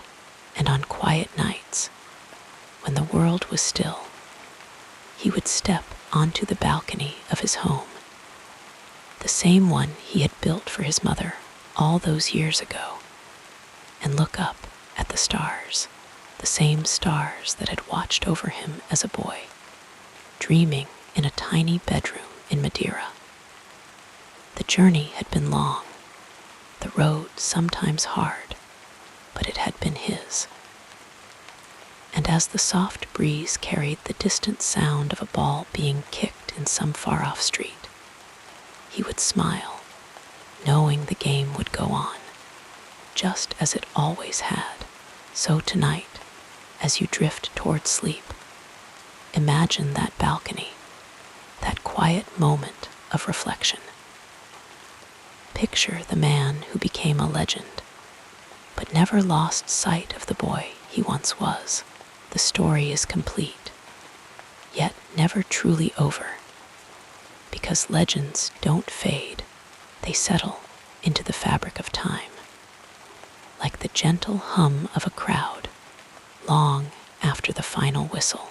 Close your eyes, breathe deeply, and let the thought of that peace carry you into rest. The night is soft, the memories warm, and the legacy, like the stars above, shines on. The gentle cadence of our story continues, flowing like a peaceful stream through the next chapter. The echoes of his career stretch far beyond the stadiums he once electrified, weaving into the dreams of children who never saw him play live, but still whisper his name before taking a free kick in their backyard. The way he moved, the way he defied time itself, the way he carried himself with such unwavering belief. These things did not disappear when he hung up his boots. Instead, they became part of something larger, a blueprint for what it means to chase greatness without apology. In dusty streets from Lisbon to Jakarta, you can still hear young players mimicking his signature step over, their small feet tracing the same patterns he once did, as if by moving like him, they might somehow absorb a fraction of his magic. Coaches pause training sessions to show grainy footage of his relentless sprints in the 90th minute, his refusal to accept anything less than victory. Even now, years later, the lessons are the same. Talent is nothing without discipline, and dreams are nothing without work. his influence did not stop at the pitch's edge. The way he transformed his body, sculpting himself into an athlete who could compete at the highest level well into his 30s, changed the game forever. Sports scientists still study his training routines, his diet, his sleep habits, every detail meticulously crafted to prolong excellence. Young players today enter academies with physiotherapists and nutritionists as standard, a shift that owes much to his example. He did not just play football, he redefined what a footballer could be. And then there were the moments that transcended sport. The way he carried his nation's hopes on his back during Euro 2016, lifting Portugal to glory despite injury, tears streaking his face as he watched from the sidelines. That image, more than any goal or trophy, became a lesson in leadership, showing that sometimes the greatest victories are not about individual brilliance, but about inspiring others to rise. National team captains now speak of that tournament as a turning point, proof that unity and belief can overcome even the most daunting odds. Off the field, his philanthropy became its own quiet legacy. The hospitals he funded in Madeira, the scholarships for underprivileged children, the donations made without fanfare. These acts were never about headlines, but about remembering where he came from. Today, young athletes sign their first professional contracts and immediately look for ways to give back, knowing that success is hollow if it is not shared. Foundations bearing his name continue to support causes he cared about, ensuring that his impact stretches far beyond his playing days. Even as the game evolved, as new stars emerged with new styles, his shadow remained. Some tried to dismiss him as a relic of a different era, only to find that his influence could not be so easily erased. When a young forward scores a towering header, commentators still reach for his name. When a player celebrates a goal with an emphatic leap, fans still see his ghost in the motion. The debates about his place in history did not fade. They simply settled into a quiet understanding that some players do not belong to one generation, but to the game itself. In the quiet halls of football museums, his jerseys hang behind glass, their colors still vibrant, as if waiting for one more match. Visitors pause a little longer in front of them, parents bending down to tell wide-eyed children about the man who wore that number. And though the stories may grow softer with time, they are no less powerful, because legends are not just about what was achieved, but about what was made possible for those who came after. So, as you drift toward sleep tonight, imagine those jerseys swaying gently in a faint breeze, the fabric whispering stories of late winners and impossible comebacks. Picture the children who tug at their parents' sleeves, asking to hear those stories again. The game moves forward, but some things remain the echoes of a relentless spirit. The quiet hum of admiration, the unshakable knowledge that greatness, once seen, is never forgotten, and somewhere, under those same stars that watched over him as a boy, Another child kicks a ball against a wall, dreaming of one day being like him. The cycle continues, as it always has, as it always will. The night is still, the air is calm, and the legacy, like the softest lullaby, lingers on. Breathe deeply now, let the weight of the day dissolve, and rest in the quiet certainty that some stories never truly end. They simply settle into the rhythm of the world, like the steady pulse of a heartbeat, like the distant sound of a ball being kicked in the dark.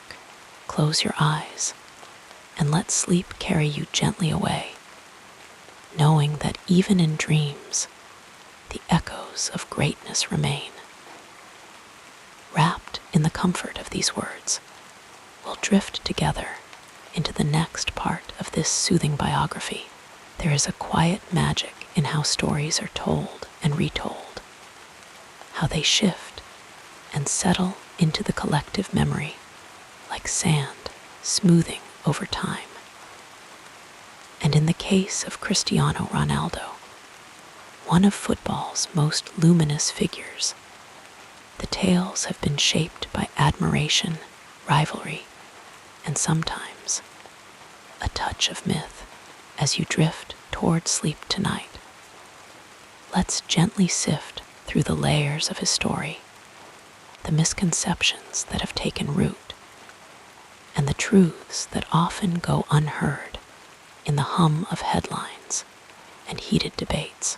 One of the most persistent myths is that Ronaldo's success came effortlessly, as if he were simply born with a gift too great to be contained. The truth, of course, is far more human, far more inspiring. The boy from Madeira did not wake up one day with the ability to bend free kicks or leap above defenders, as if gravity had loosened its grip. His talent was undeniable, yes, but it was his discipline, the quiet, relentless repetition of drills long after others had gone home, that turned potential into legend. The early mornings, the extra weights, the refusal to indulge in even a single careless meal, these are the unglamorous details often forgotten in the glow of his triumphs. Then there is the idea that he was always the polished superstar, the untouchable figure who thrived only in the spotlight. But those who remember his early days at Sporting Lisbon or his first steps at Manchester United know a different story, one of a shy, homesick teenager who cried in his room, who struggled with the weight of expectations, who had to learn not just how to play, but how to belong. The swagger, the confidence, the unshakable self-belief, they were not preordained. They were built brick by brick through setbacks and doubts that few ever saw. Another common simplification is the notion that Ronaldo was purely a physical specimen, a machine of speed and power with little artistry in his game. This overlooks the subtlety of his craft, the way he studied defenders, the precision of his first touch, the intelligence of his movement when the ball was nowhere near him. Yes, his athleticism was breathtaking, but it was his mind that made him unstoppable. He adapted his game over the years, shifting from a flashy winger to a ruthless finisher, proving that his greatest strength was not just his body, but his ability to evolve. And what of the rivalry with Lionel Messi, so often framed as a binary choice, as if admiring one meant dismissing the other? the truth is richer, more forgiving. Their careers unfolded side by side, two different answers to the same question. What does greatness look like? Where Messi was intuition and grace, Ronaldo was calculation and force. One was not better than the other. They were simply different melodies in the same symphony. Yet the debates, fierce as they were, often drowned out the mutual respect they shared, the quiet acknowledgement that neither would have pushed themselves so far without the other. There is also the myth of the selfish player, the man who cared only for his own glory. But listen to the stories of his teammates, the way he mentored younger players, the times he passed when others expected him to shoot. The numbers speak of a man who assisted as often as he scored, who understood that greatness is sometimes about lifting others. Even his infamous competitiveness, so often painted as arrogance, was rooted in something simpler, a refusal to accept anything less than the best from himself and those around him. And then there are the quieter misunderstandings, the idea that his move to Saudi Arabia was merely a financial decision, a final payday at the twilight of his career. But those who know him speak of something else, a desire to inspire in a new corner of the world, to leave a mark where football was still growing.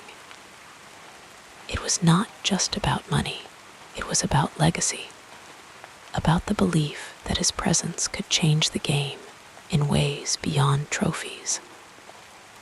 The night is still now, the air soft around you.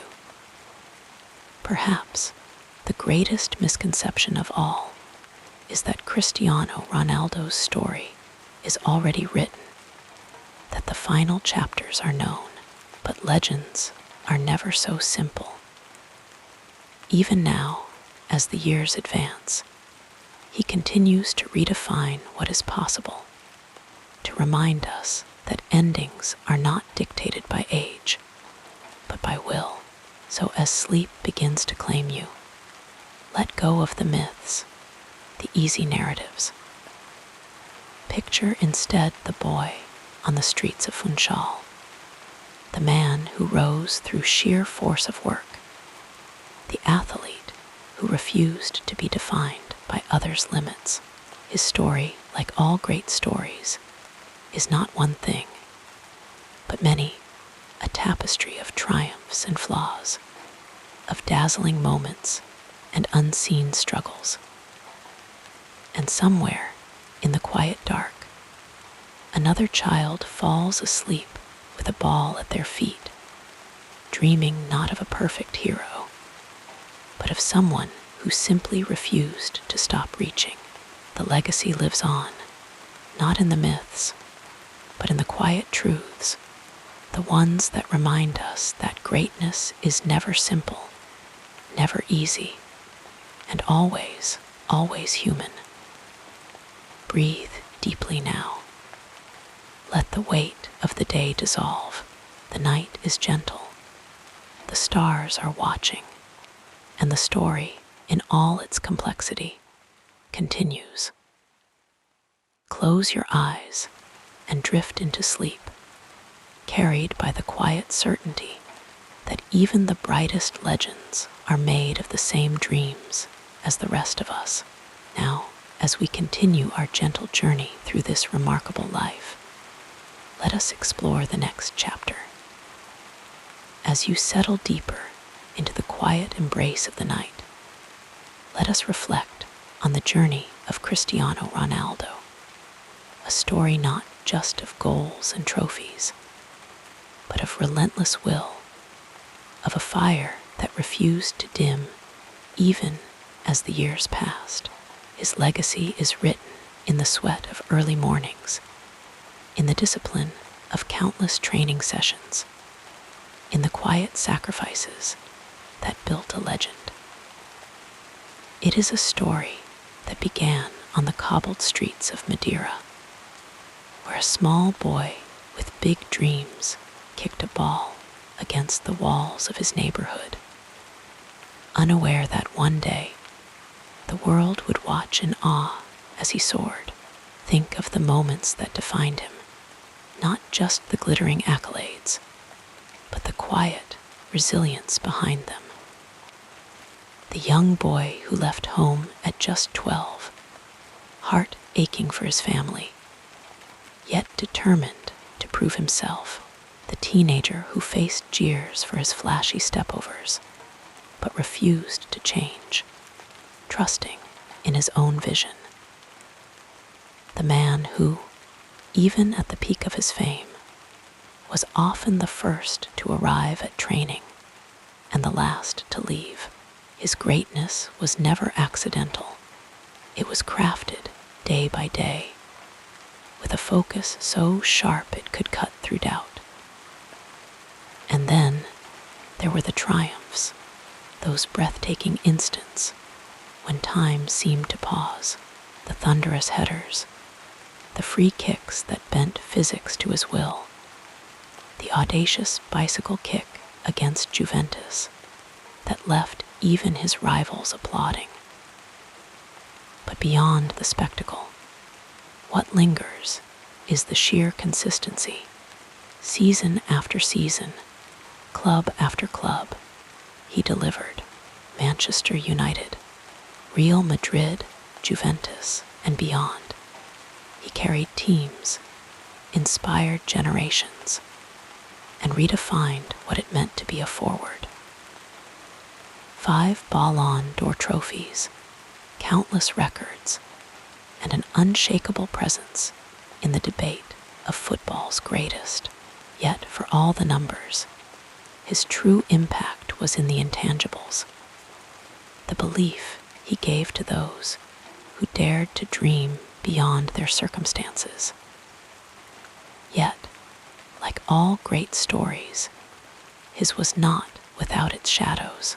The critics called him arrogant, selfish, too consumed by his own ambition. And perhaps there was truth in some of it. Perfection is a heavy burden, and those who chase it relentlessly often bear the scars of that pursuit. He was never the effortless genius, the natural magician like some of his peers. His brilliance was hard-earned, and that very humanity, the flaws, the frustrations, the moments of vulnerability, made him all the more real. Today, as his playing days drift toward twilight, his influence stretches far beyond the pitch. Young players still mimic his celebrations, his workouts, his unyielding mentality. Coaches point to his professionalism as the gold standard. And in living rooms and dusty fields across the world, children whisper his name as they practice stepovers, imagining themselves in his shoes. His legacy is not just in the records he broke, but in the mindsets he shifted, proof that talent alone is never enough, that discipline and desire can shape destiny. But perhaps the most enduring part of his story is the way it continues. Even now, as the next generation rises, his name remains a benchmark, a reminder of what is possible when obsession meets opportunity. And in the quiet hours, when the stadium lights dim and the crowds disperse, his journey whispers a simple truth. Greatness is not about being perfect. It's about refusing to give up on the pursuit. So as sleep softens the edges of your thoughts, imagine the boy from Funchal once more small, determined, unaware of the heights he would one day reach. Picture the arc of his life, not as a myth, but as a testament to the power of persistence, and know that somewhere out there, under the same stars, another dreamer is closing their eyes, inspired by his story, ready to write their own. The night is deep now, the air gentle. Let your breathing slow, your muscles relax. The story of Cristiano Ronaldo, like all great tales, is still being written in the dreams of those who dare, in the echoes of his influence, in the quiet understanding that legends are just people who refused to stop believing. Close your eyes. Let the warmth of sleep carry you. The stars glow softly, the world rests, and somewhere, a ball rolls across a quiet street, waiting for the next dreamer to pick it up.